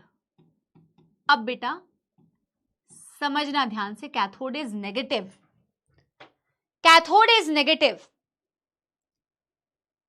ठीक है ना। आप क्या करते हो ना बेटा, इस पूरे सामान को तुम्हें एक बफर मीडियम के अंदर डालना पड़ता है। क्योंकि अब क्या करोगे, अब देखो मैं तुम्हें ना एक वो दिखाती हूँ, एक इमेज दिखाती हूँ, है ना। तुम ये जो पूरा जो दोनों ग्लास की प्लेट्स थी जिसके अंदर तुम्हारा जेल भरा हुआ था, इसको उठा के ना एक ऐसी बेटा नीचे बफर, ऐसे मान लो एक छोटा सा टैंक टाइप का है, बहुत छोटा सा टैंक, ऐसे छोटे से टैंक में तुमने बफर भरा हुआ है। बफर क्या करता है, एक तो पीएच मेंटेन करता है। बफर का काम क्या है, तुमने इस प्लेट को उठा के उसके अंदर डाल दिया है, उसके अंदर डाला हुआ है, बफर के अंदर डाला हुआ है, पूरा डुबाया नहीं है, पर नीचे बफर का मीडियम है। एक तो बफर पीएच की तरह काम करता है और उसके अंदर बड़े सारे आयंस है, तो तुम्हारे इलेक्ट्रिक करंट की जो मूवमेंट है, अगर इलेक्ट्रिक करंट बेटा तुम्हारे जेल के थ्रू पास ही नहीं हो रहे, तो फिर बेटा आपकी डीएनए की मूवमेंट ही नहीं हो पाएगी। तो एक तो करंट के फ्लो के लिए जरूरी है ताकि तुम्हारे जेल के थ्रू चीजें मूव करे, और प्लस तुम्हारा पीएच को मेंटेन करने के लिए भी बफर का तुम इस्तेमाल करते हो, ठीक है ना बेटा। हाँ तुम एक काम करो, कैथोड को तुम एक काम करो, पॉजिटिव लिख लो, ठीक है ना। तुम कैथोड को एक काम करो, तुम पॉजिटिव लिख लो, और फिर जब तुम्हारे नीट में भी आएगा ना तो तुम पॉजिटिव ही लिखना, ठीक है ना। अपनी बॉटनी में जो तुमने पढ़ा है, ठीक है, अपनी जो केमिस्ट्री में तुमने पढ़ा है वो यहाँ पे ज्यादा अप्लाई मत करो, वरना माइनस नंबर लेके आओगे, ज्यादा दिमाग नहीं लगाओ। Cation is positive and cathode is negative, और अपनी इलेक्ट्रोकेमिस्ट्री में जो तुम उल्टा पढ़ते हो वो यहाँ पे अप्लाई मत करो, ठीक है ना। और जिसने पॉजिटिव लिखना है वो एक काम करो, पॉजिटिव लिख लो। तुम तो पहले से सारा पढ़ के आए हो ना, तो पॉजिटिव लिखो और फिर गलत कर लेना। तुम एक काम करो, पॉजिटिव लिखो। सब पीएचडी करके आए हुए थे कमेंट्स में, मैं देख रही हूँ ना। लिखो लिखो लिखो, अरे भाई तुम लिखो यार। अब देखो मैं यहाँ पे तुम्हें दिखाती हूँ एक डायग्राम, ऐसा सा डायग्राम है बेटा, इसे एक बारी डायग्राम को देखना, है ना। देखो यार, यस ये एक डायग्राम है, इसे ऑब्जर्व करना। ये दिखाया हुआ है बेटा, ये दो प्लेट्स है, और ये जो ब्लू कलर से तुम्हें दिखाया हुआ है ना, ये इन दो ग्लास की प्लेट्स के बीच में जेल भरा हुआ है, ये जेल भरा हुआ है बेटा, है ना। तो ये ब्लू कलर से जो है ये जेल भरा हुआ है। अभी मैं जितनी चीजें बता रही हूं सिर्फ उतना इमेजिन करना, ठीक है ना। अब इस प्लेट को उठा के तुमने एक, ये जो नीचे बॉक्स सा दिख रहा है, इसके अंदर बफर भरा हुआ है बेटा, इसके अंदर बफर भरा हुआ है, ठीक है ना। उस बफर की मदद से ही कंडक्शन हो पा रही है, और जेल में से with the help of electric current तुम्हारा जो सैंपल होगा वो मूव करेगा। तो इसे उठा के तुमने इस बफर के अंदर डाला हुआ है, पीएच भी मेंटेन कर रहा है, इलेक्ट्रिक करंट की मूवमेंट में भी हेल्प कर रहा है। इसको ऐसे ये यहाँ पे ये गलत है, इसको इग्नोर करना, ठीक है ना। इसके अंदर डाला होता है, ये नीचे बफर होता है, ठीक है। अरे यार क्या हो गया भाई,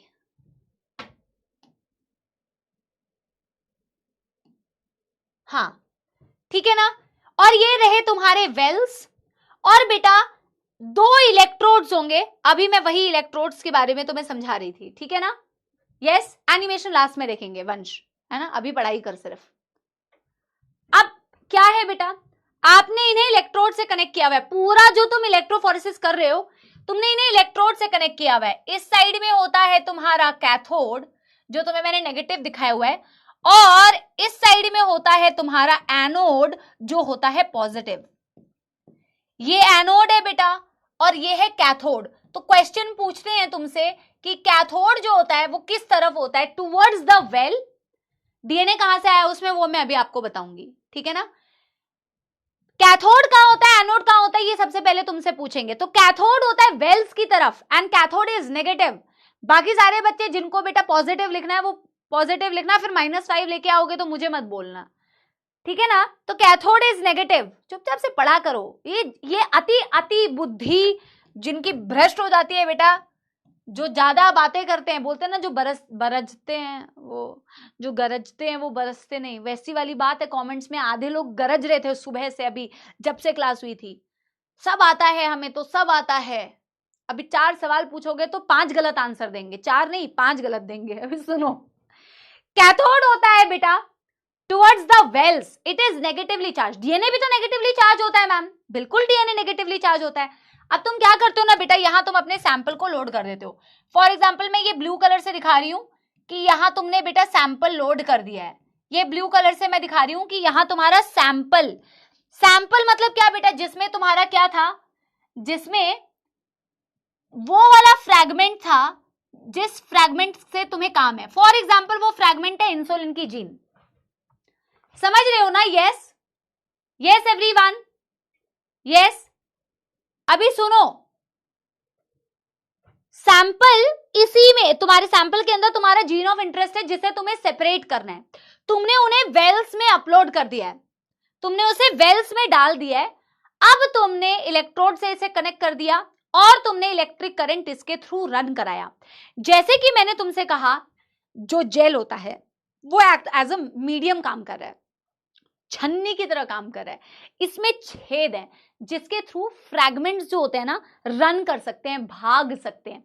भीड़ को इमेजिन करो, जैसे मैंने कहा अगर भीड़ में छोटी छोटी जगह होगी तो बंदे उसमें से मूव कर करके जा सकते हैं। वैसे ही इस जेल में भी छोटी छोटी बेटा स्पेसेस हैं जिसके थ्रू तुम्हारा डीएनए मूव कर सकता है, तुम्हारा सैंपल मूव कर सकता है। अब प्रॉब्लम यह है कि फॉर एग्जाम्पल जिस डीएनए से तुम्हें काम करना है, जैसे बेटा मोस्ट कॉमन मैं इंसुलिन का एग्जांपल देती हूं। इंसुलिन की जीन है, तुम्हें जिस भी जीन से काम करना होता है तुम्हें उसके बारे में सारी चीजें पता होती है। Anybody who is working with a DNA knows everything about it. उसका क्या साइज है, उसके क्या बेस पेयर्स है, उसका A to Z उन एक्सपेरिमेंट करने वाले साइंटिस्ट को पता होता है। मैं जिस जीन्स के साथ में काम कर रही हूं, I know everything about it.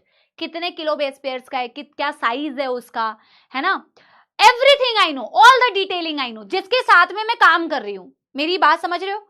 अब तुमने इलेक्ट्रिक करंट रन किया, करंट की मूवमेंट के साथ साथ में ये जो तुम्हारा डीएनए ये मूव करेगा, पर डीएनए कैसा चार्ज है, negatively charge. When DNA is negatively charged, obviously it has to move towards the positive electrode. ये कौन से इलेक्ट्रोड्स की तरफ रन करेगा, हमेशा पॉजिटिव की तरफ रन करेगा। अब तुम्हारे तो बहुत सारे फ्रैगमेंट्स है बेटा, तुम्हारे तो बहुत सारे फ्रैगमेंट्स है डीएनए के।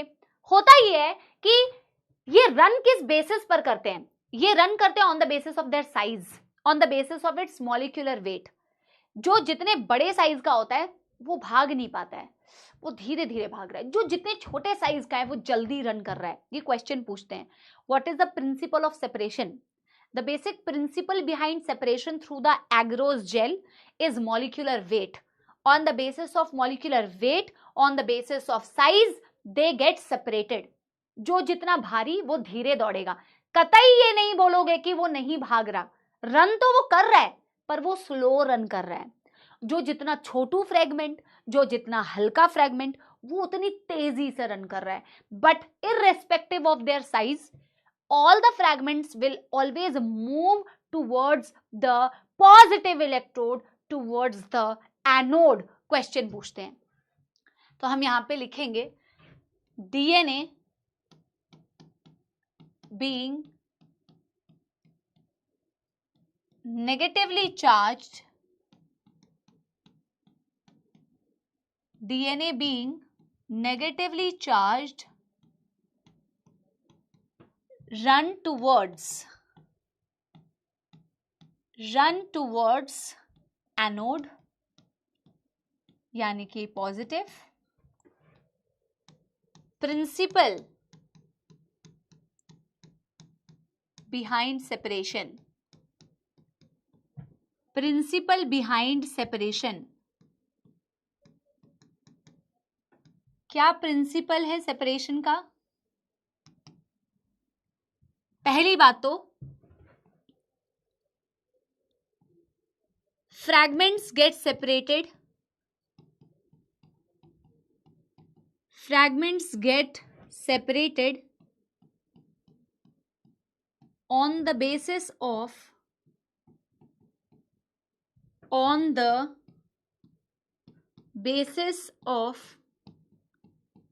molecular weight or size, bigger size, run slower,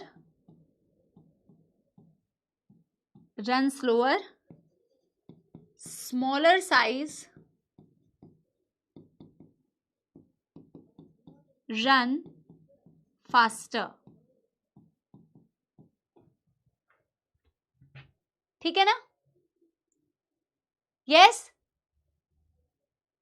अभी देखो बेटा, यस, अभी देखो मैं तुमसे एक क्वेश्चन पूछूंगी। मैं जो अभी जेल में बनाने जा रही हूं ना बेटा, अभी जो मैं जेल में बना रही हूं अभी तुम मत बनाना। अभी जो मैं जेल में बना रही हूं ना अभी तुम मत बनाना। अभी मैं तुमसे क्वेश्चन पूछने जा रही हूं, ठीक है ना? जब क्वेश्चन पूछ लूंगी उसके बाद जब बनाऊंगी तो आप बना सकते हो। अभी मत बनाना जो मैं बना रही हूं, ठीक है ना?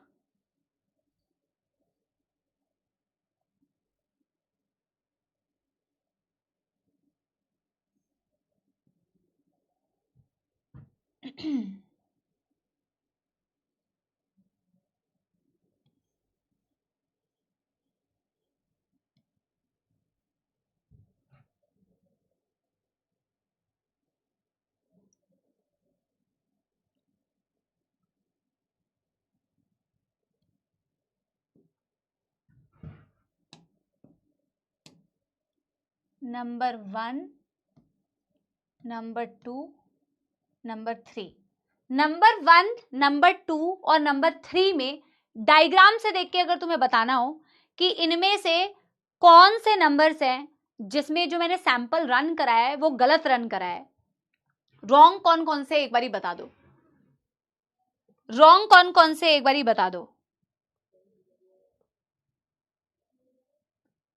1, 2 और 3 में से रॉन्ग कौन कौन से एक बारी बता दो।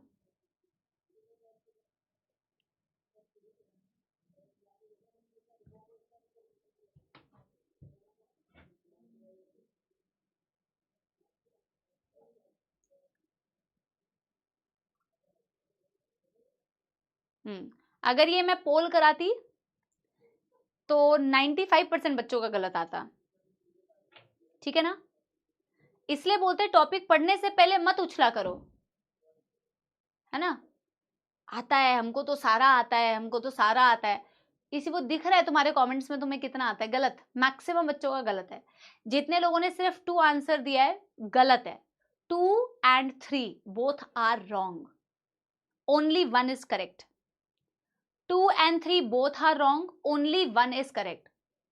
कभी कभी मुझे गुस्सा आता है तुम्हारे ऊपर, जब तुम इतने ओवर कॉन्फिडेंट हो जाते हो ना, तब तुम्हें डांट लगनी चाहिए बेटा, क्योंकि मेरा काम है तुम्हारा सिलेक्शन कराना। अगर तुम ओवर कॉन्फिडेंस में उछल रहे हो तो तुम्हें थोड़ा सा नीचे आना पड़ेगा बेटा, है ना? 1 तो एकदम करेक्ट है, क्योंकि मैंने आपको बताया जितना बड़ा फ्रैगमेंट वो उतना धीरे भागता है। ये मैंने फ्रैगमेंट्स को दिखाया हुआ है डीएनए के, ये मैंने डीएनए के फ्रैगमेंट्स को रन करता हुआ दिखाया। मैंने कहा डायग्राम से तुम्हें आइडेंटिफाई करना है। डायग्राम से अगर पता करना हो कि कौन सा सही रन किया है कौन सा गलत, ये तो सही रन किया है मैम, ये मोटा फ्रैगमेंट है, ये ऊपर रह गया, ये उससे पतला है, ये उससे भी पतला है, ये सबसे पतला है। तो जितना छोटा फ्रैगमेंट है वो उतना दूर रन किया है टुवर्ड्स एनोड, जो जितना बड़ा है मैम वो ऊपर है। सेकंड वाला तो तुम्हें क्लियरली गलत दिख रहा है, क्योंकि मोटा फ्रैगमेंट बीच में और पतला फ्रैगमेंट ऊपर है। थर्ड वाला क्यों गलत है? थर्ड वाला इसीलिए गलत है क्योंकि थर्ड वाला वेल पे सैंपल लोड किया है, वेल तो इधर है, तो डीएनए मैंने यहां पे क्यों रन कराया है, इसीलिए गलत है। थर्ड इसीलिए गलत है। अगर आपने लोडिंग यहाँ की है तो सैंपल ऐसे रन करना चाहिए। जो लोग एक्सपेरिमेंट सही नहीं करते ना बेटा, उनका रन यहाँ पे करता है। तो हम लोगों ने देखा भी है, इट्स नॉट इजी कि आपका डीएनए जो है वो सीधा सीधा रन करे। सीधा सीधा रन करना चाहिए, बट ये रनिंग गलत है। This is not the correct representation of the DNA sample run, क्योंकि वेल्स पे लोड किया है तो वेल्स की डायरेक्शन में लोड रन करना चाहिए। पर ऐसे रन कर जाता है कई लोगों का, और ये रन गलत किया है, डीएनए सही रन नहीं किया है। अगर जहां लोड किया है आपने सैंपल को, अगर उस लेन में वो नहीं रन कर रहा और टेढ़ा रन कर रहा है, तो ये गलत रनिंग है। समझ में आ गई बात? Yes yes.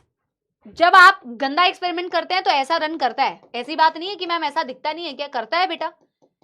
जो लोग सही से नहीं करते एक्सपेरिमेंट, उनके सैंपल अपने लेन को छोड़कर दूसरी जगह पे रन करते हैं, ठीक है ना? यस, बट एनीवे, हाँ इनकरेक्ट वो भी है। अभी आपसे ये भी पूछ सकते हैं, अभी मैं आपसे ये भी पूछूंगी। फिलहाल बेटा सैंपल को हमेशा वेल्स की तरफ रन कराना है, ये भी ध्यान रखो, ठीक है ना? तो मैं एक एग्जाम्पल के थ्रू आपको बता रही हूं। जैसे कि आपने ये रन किया है ना,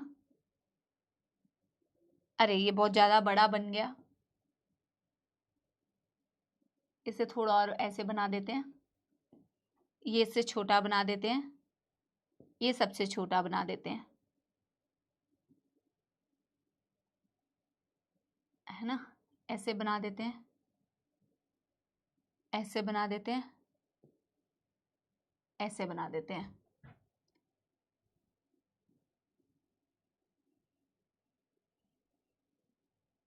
ऐसे बना देते हैं,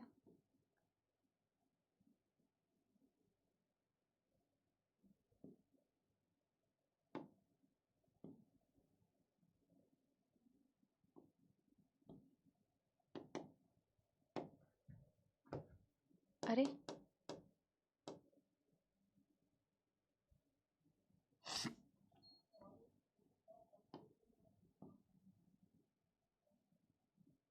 चलो डन।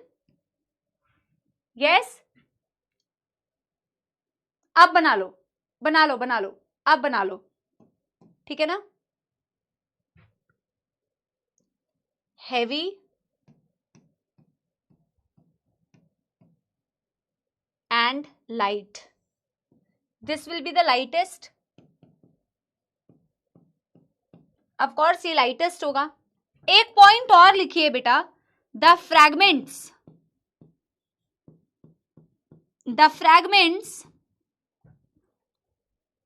are sieved, sieved मतलब छन्ना, sieved मतलब छनना। छन्ना की कैसे स्पेलिंग लिखेंगे बेटा?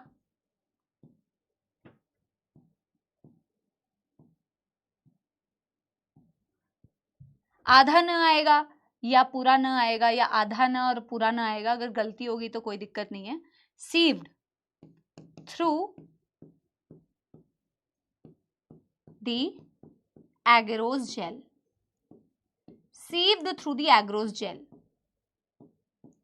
अब तुम्हारा जेल तो बेटा छन गया है, ठीक है ना? तुम्हारा डीएनए जो है वो तो छन चुका है, मूव कर चुका है। अब तुम्हारे सैंपल को तुम्हें देखना भी है। जेल जो होता है बेटा वो तो कलर ट्रांसपेरेंट है, और जो तुम्हारा डीएनए है वो भी तुम्हें नेकेड आइज से नहीं दिख रहा है। समझ रहे हो? यस, समझ रहे हो मेरी बात? यस, तुम्हारा जेल भी क्या है? ट्रांसपेरेंट, और तुम्हारा डीएनए भी तुम्हें नेकेड आइज से नहीं दिख रहा है। तुम्हें कैसे पता चलेगा कि तुम्हारा डीएनए का फ्रैगमेंट उस जेल में कहां है? अब देखो, तुम्हारे पास ये आइडिया तो है कि यार अगर मेरा जो इंसुलिन का जीन जिससे मैं काम कर रहा हूं उसका साइज अप्रोक्सीमेटली ये है, और तुम्हारे पास ये इंफॉर्मेशन है कि यार अगर इतने साइज का फ्रैगमेंट है ना तो वो डीएनए में कहीं ना कहीं इस पोजीशन पे प्रेजेंट होगा। ये तो तुम्हें पता है कि फॉर एग्जांपल बेटा मैं कहूं कि यार मेरा जो डीएनए है ना यार, उसका साइज जो था उसके बेसिस पर अगर मैं जाऊं तो शायद यहाँ पे कहीं पे मेरा जो डीएनए है वो पाया जाएगा। अब मैंने तो बेटा कलर से बना दिया है, बट ऐसे कलर्ड सैंपल आपको दिखता नहीं है, तो आपको क्या करना पड़ेगा बेटा, इस डीएनए जो जेल के अंदर तुम्हारा जो पूरा डीएनए प्रेजेंट है, इसको स्टेन करना पड़ता है। वैसे भी बेटा किसी भी चीज को जिससे तुम माइक्रोस्कोप में भी जैसे ऑब्जर्व करते हो, अपने ब्लड सेल्स, ब्लड को भी तो स्टेन करते हो ना, इओसिनोफिल देखना है, बेसोफिल देखना है, डब्ल्यूबीसीज के कोई भी सेल्स तुम्हें, ब्लड सेल्स देखने हैं, तो तुम्हें हमेशा स्टेन करना पड़ता है। कलर देते हो तो उसके न्यूक्लियस जो है, जैसे आपके आरबीसीज डब्ल्यूबीसीज हो गए ना, जैसे डब्ल्यूबीसीज हो गए, आरबीसी तो ई न्यूक्लिएटेड है, डब्ल्यूबीसी के न्यूक्लियस, डब्ल्यूबीसी के पिगमेंट जो होते हैं वो कलर ले लेते हैं, और फिर तुम उन्हें माइक्रोस्कोप में देख पाते हो। जब वो कलर ले लेते हैं, स्टेन ले लेते हैं, तो तुम्हारे भी जेल को तुम्हें स्टेन करना होता है। इथीडियम ब्रोमाइड से स्टेन करते हो, लेकिन विजिबल लाइट में तुम्हें नहीं नजर आएगा। स्टेन करने के बाद बेटा तुम्हें देखना पड़ता है अंडर माइक्रोस्कोप। तो when you stain it with ethidium bromide and you view it under UV rays, not under बेटा विजिबल लाइट, तो ब्राइट ऑरेंज कलर के बैंड्स नजर आते हैं, चमकते हुए ऑरेंजिश बैंड्स तुम्हें नजर आते हैं। जैसे तुम्हें अपना बैंड नजर आता है, तुम्हें पता है कि यार अगर मेरा जो डीएनए फ्रैगमेंट था उसकी साइज अप्रोक्सीमेटली यहाँ है, तो वो कहीं ना कहीं जेल पीस में यहाँ पे प्रेजेंट होगा। फिर तुम्हें लास्ट स्टेप क्या करना होगा बेटा, उसको कट करना है। जेल के पीस को ब्लेड से कट किया और कट करके उसे निकाल लिया, अलग कर लिया। जेल के पीस को जो तुम कट करके निकालते हो, इसे बोला जाता है evolution. Evolution is a step of cutting out the piece of gel from the entire agarose gel and then finally your DNA is extracted out। इस तरीके से तुम अपने डीएनए को एक्सट्रैक्ट आउट कर लेते हो। ठीक है, समझे? Yes everyone. तो मैं इसको एक बार ही दिखाती हूँ, फिर मैं तुम्हें एनिमेशन भी दिखाऊंगी अभी, फिर मैं तुम्हें एनसीईआरटी की भी रीडिंग दिखाऊंगी एक बारी, है ना। सीव हो गया, छन गया, जितना छोटा साइज था फास्ट रन किया, जितना बड़ा साइज था ऊपर रह गया। नाउ हम क्या करेंगे, to visualize the DNA, we need to stain it with ethidium bromide, with ethidium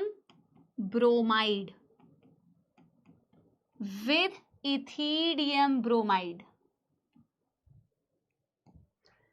इस स्टेन का नाम कई बारी पेपर में पूछा गया है कि कौन से स्टेन को यूज करते हो डीएनए को विजुअलाइज करने के लिए जेल इलेक्ट्रोफोरेसिस में।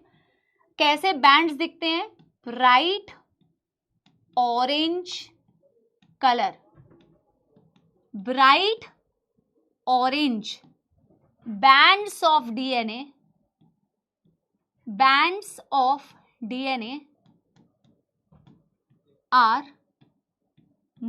are seen, but visible light में नहीं दिखेगी, are seen under UV rays। जैसे ही तुमने अपने डीएनए को लोकेट किया, तुम्हें ब्राइट ऑरेंज कलर के बैंड्स तो दिखे, फिर once you locate your DNA,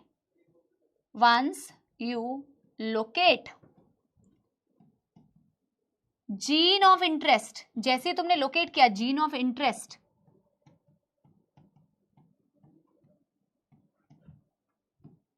we cut out the gel piece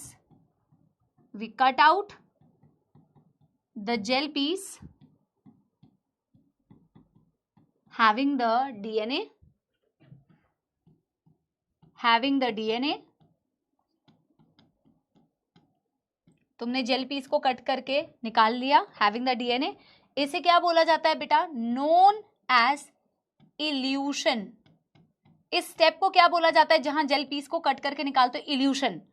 और ultimately eventually DNA is extracted out,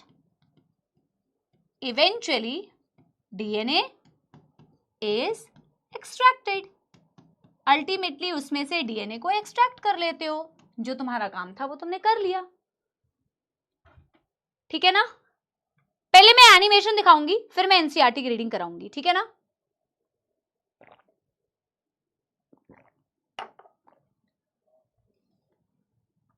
बेटा अगर आप लोगों को एक्चुअल में विजुअलाइज हो पाया, आप लोग अगर समझ पाए, तो मुझे एक थम्स अप दे दीजिए प्लीज। यस,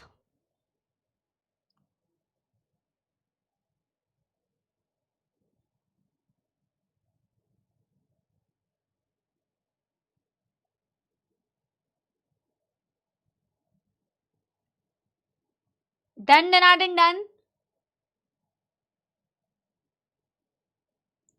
हो सकता है मल्टीपल पैलिंड्रोमिक सीक्वेंस हो बेटा, हो सकता है मल्टीपल फ्रैगमेंट्स हो जाए, हो सकता है ऐसा।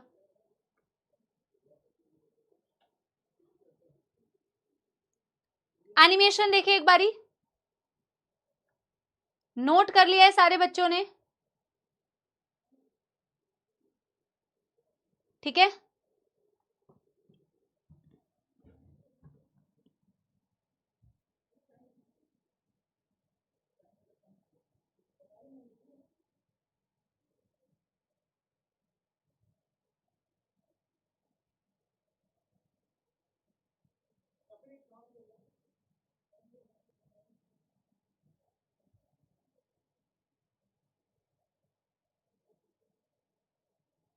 डन।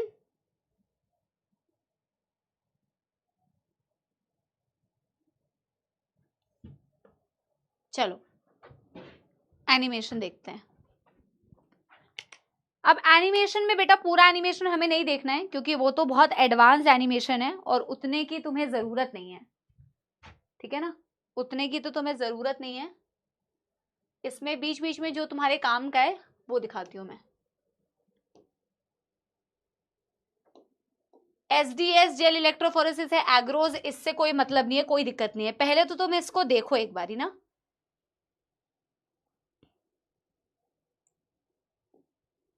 ये तो पूरा सैंपल बना रहे हैं, सैंपल दिखा रहे हैं, ठीक है।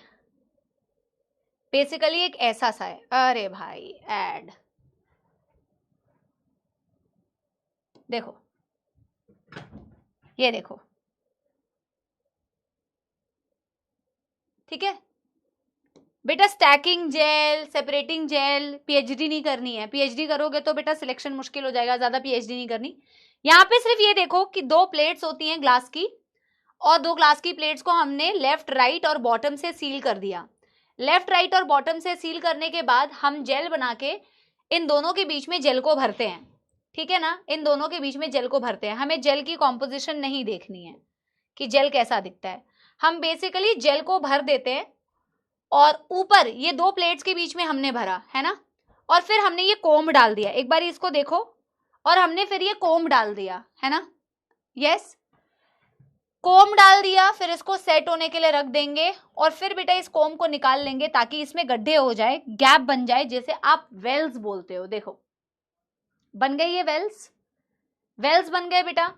अब ये जो सैंपल है इसे तुमने बेटा किसके अंदर डाला है, तुम इसे बफर के अंदर रखते हो, ठीक है ना, और इलेक्ट्रोड से कनेक्ट कर देते हो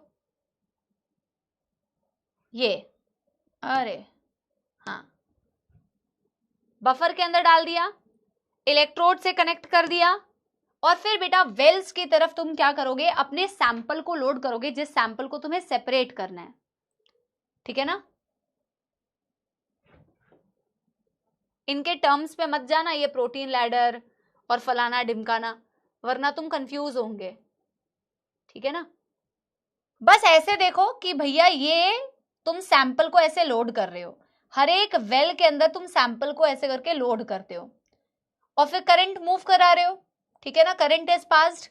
जब करंट पास होगा तो तुम्हारा जेल में से तुम्हारा डीएनए जो है वो मूव करेगा, माइग्रेट करेगा। DNA being negatively charge will always move towards the positive charge electrode.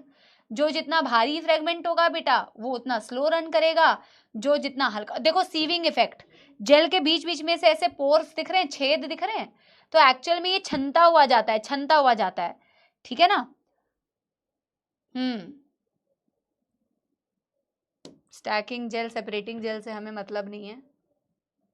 I think तुम इतना तो विजुअलाइज कर पाए होगे कि डीएनए कैसे रन कर रहा होगा, हमें इतना डिटेल चाहिए नहीं। पर इसकी ना एक्चुअल में जो एनिमेशंस होती है ना वो काफी डिटेल्ड एनिमेशन होती है, जिनको डिटेल में पढ़ना है ना। क्या बेटा आप इस एनिमेशन से थोड़ा सा समझ पाए कि एक्चुअल में दिखता कैसा है पूरा सेटअप, और उसमें से तुम अपने सैंपल को कैसे मूव कराते हो, क्या ये चीज को तुम इमेजिन कर पाए? बिल्कुल ऐसा सा सेटअप है ना ये तुम्हारा, अरे भाई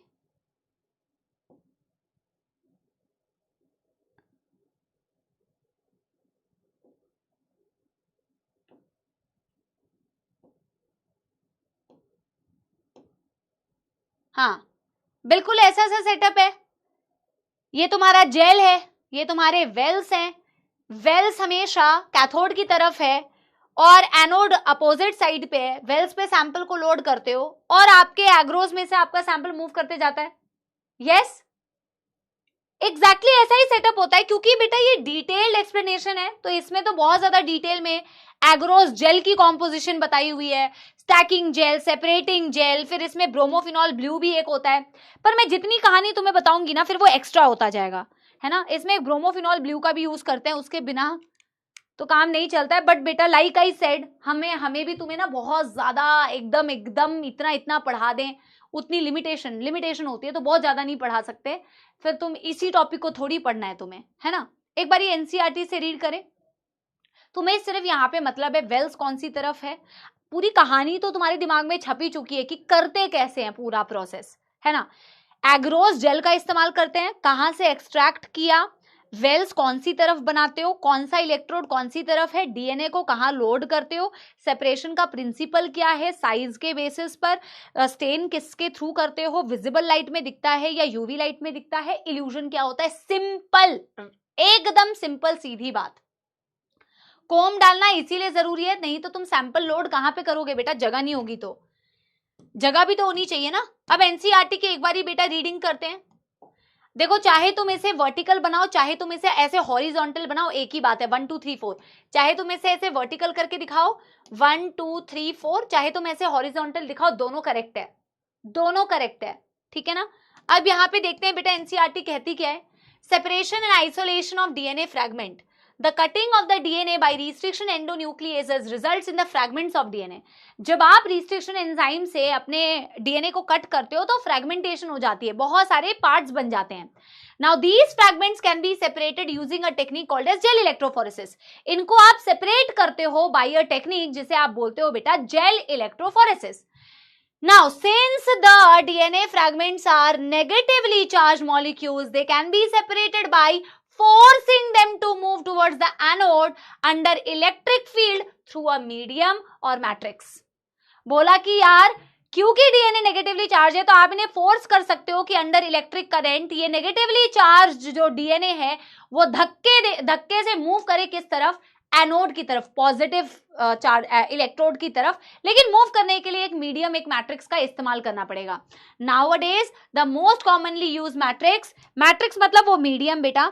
it is a natural polymer extracted from seaweeds, red algae से ऑब्टेन करते हो जिसे आप एग्रोस बोलते हो। द डीएनए फ्रैगमेंट्स सेपरेट और resolve according to their size through sieving effect provided by agarose gel. छनते हैं, सीविंग इफेक्ट होता है, छनते हैं through the agarose gel on the basis of their molecular weight. Smaller the fragment size, farther it moves. Look at the figure and guess at which end of the gel sample was loaded। बोला कि एक बारी figure को देखो और बताओ कौन से तरफ आपका सैंपल लोड किया होगा। तो इस तरफ, वेल्स की तरफ सैंपल लोड किया होगा, ठीक है ना।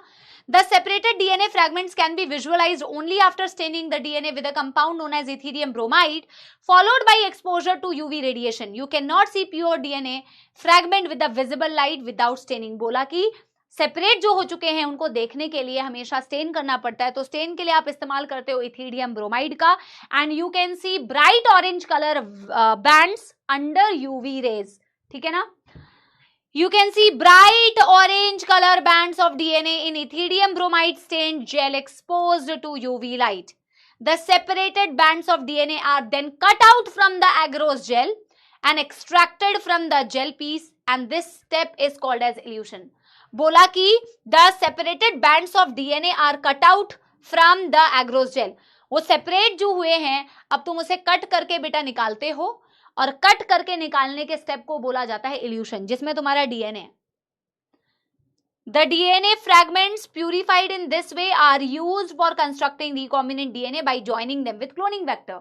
इस तरीके से सेपरेट किए जाने वाले किए हुए डीएनए फ्रैगमेंट को तुम यूज करते हो रिकॉम्बिनेंट डीएनए टेक्नोलॉजी में by joining it with the cloning vector. Cloning vector के साथ में ज्वाइन करते हो। एक बार इस डायग्राम को भी देखो जिसे तुम एक बारी देखते नहीं हो।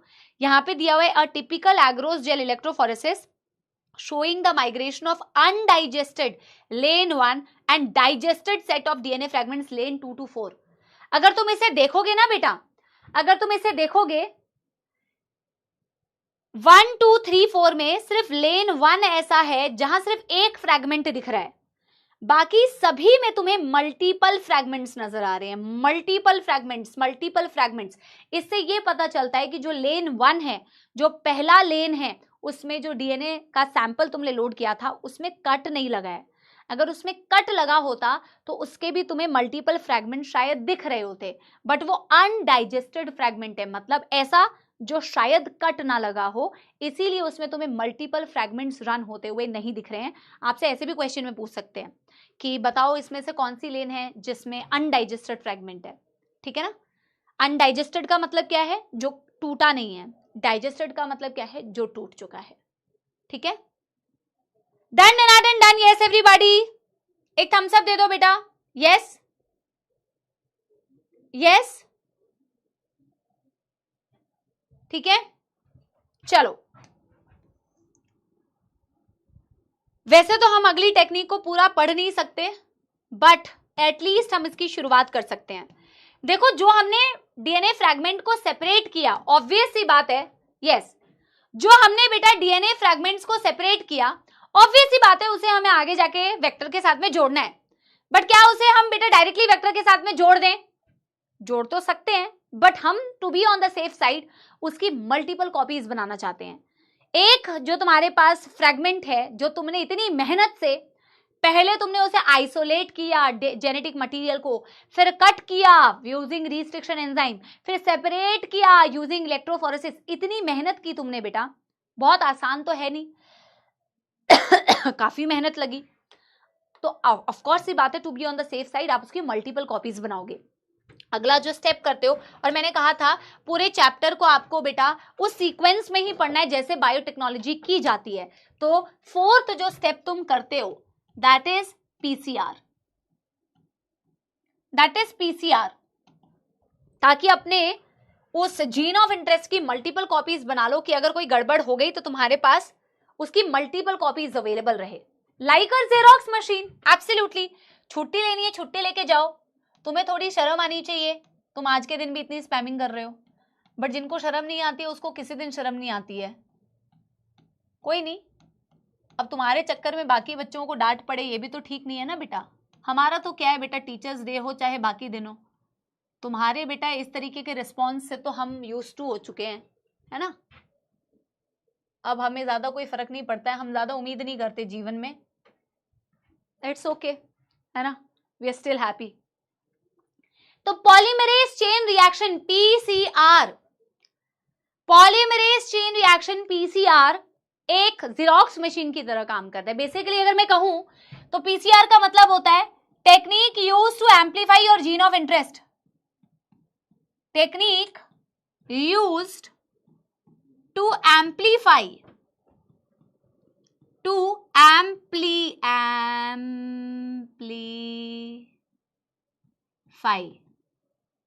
जीन ऑफ इंटरेस्ट, एक ऐसी टेक्निक जिसके इस्तेमाल से आप जीन ऑफ इंटरेस्ट को मल्टीप्लाई कर सकते हो, ठीक है ना, जिसके मदद से आप क्या कर सकते हो बेटा, मल्टीप्लाई कर सकते हो जीन ऑफ इंटरेस्ट को। अब ऐसा किया क्यों जाता है, आपको पता है पीसीआर का इस्तेमाल मल्टीपल चीजों के लिए करते हैं। आप सबका फेवरेट शो बेटा सीआईडी, सबने देखा है सीआईडी, तो सीआईडी में देखते हो या किसी भी ऐसे क्राइम शोज जो तुम देखते हो, एक छोटा सा सैंपल अगर क्रिमिनल का मिल जाए तो भी हमें बेटा पता चल जाएगा कि खून किसका हुआ है, पता करो दया। तो भैया अगर तुम्हें किसी भी चीज का, अरे भाई पीसीआर का इस्तेमाल सिर्फ तुम्हारे बायोटेक्नोलॉजी में यहाँ पे सिर्फ अपने किसी प्रोडक्ट को बनाने के लिए नहीं हो रहा, बहुत सारी क्राइम पता कर सकते हो, तुम्हारी बॉडी में कोई पैथोजन है उसको पता कर सकते हो। तुम्हें पता है तुम्हारी बॉडी के अंदर कोई अगर छोटा सा भी पैथोजन है, डॉक्टर तारिका की याद आई, तो छोटा सा भी पैथोजन है उसको भी पता कर सकते हो। कैसे? क्योंकि तुम उसे एम्पलीफाई कर सकते हो। अगर small amount of DNA sample है तुम्हारे बॉडी के अंदर किसी भी पैथोजन का, उसकी मल्टीपल कॉपीज बना के उसे आइडेंटिफाई कर सकते हो। एम्पलीफाई कर दोगे तो ज्यादा क्वांटिटी में डीएनए मिल जाएगा ना तुम्हें, तो पता करने में आसानी मिलेगी। So PCR is actually used for multiple techniques. Diagnosis कर सकते हो तुम, क्राइम पता कर सकते हो तुम, है ना, और ऑफ कोर्स ये भी कर रहे हो तो मल्टीपल यूजेज है। आपको मैं बता दूं, एक मशीन होती है पीसीआर की, और मैं आपको ये बता दूं, हैरान मत होइएगा, अगर आप सिर्फ 30 साइकिल्स पीसीआर की रन कर दो। पीसीआर में 3 स्टेप्स होते हैं, डीनेचुरेशन, एनीलिंग और एक्सटेंशन। और जैसा तुमने एक्चुअल में बेटा डॉक्टर सालू के, डॉक्टर फलाना ढिमकाना, सारा वो सब तुम्हें याद होगा ना, एसीपी प्रद्युमन, सालू के सर। हाँ, तो सुनो मेरी बात। हाँ, मैं क्या बोल रही थी बेटा कि पीसीआर में 3 स्टेप्स होते हैं, डीनेचुरेशन, एनीलिंग एंड एक्सटेंशन। पढ़ाऊंगी मैं तुम्हें, आज तो नहीं पढ़ा पाएंगे। तो ये जो 3 स्टेप्स होते हैं ना बेटा, ये एक पीसीआर की साइकिल है।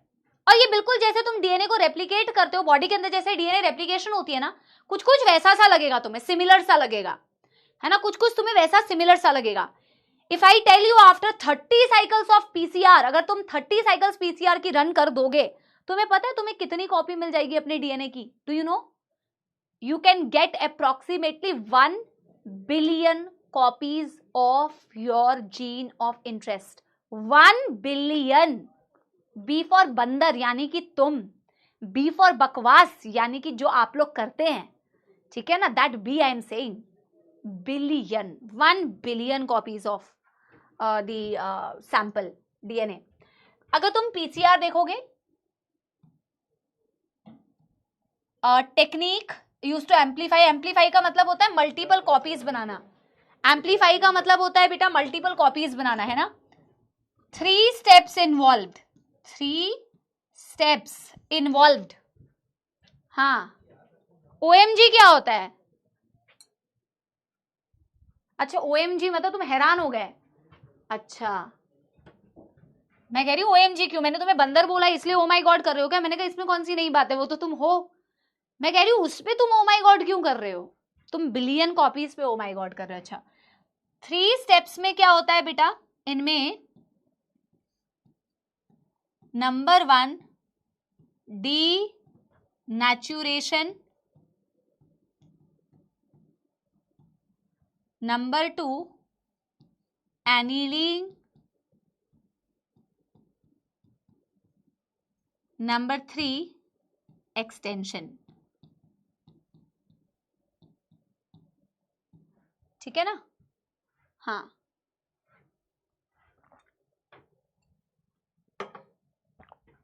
यहां पे हम लिखेंगे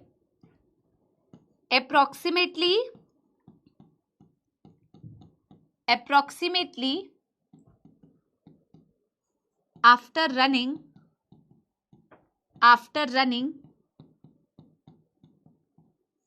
around 30 cycles of PCR, around 30 cycles of PCR,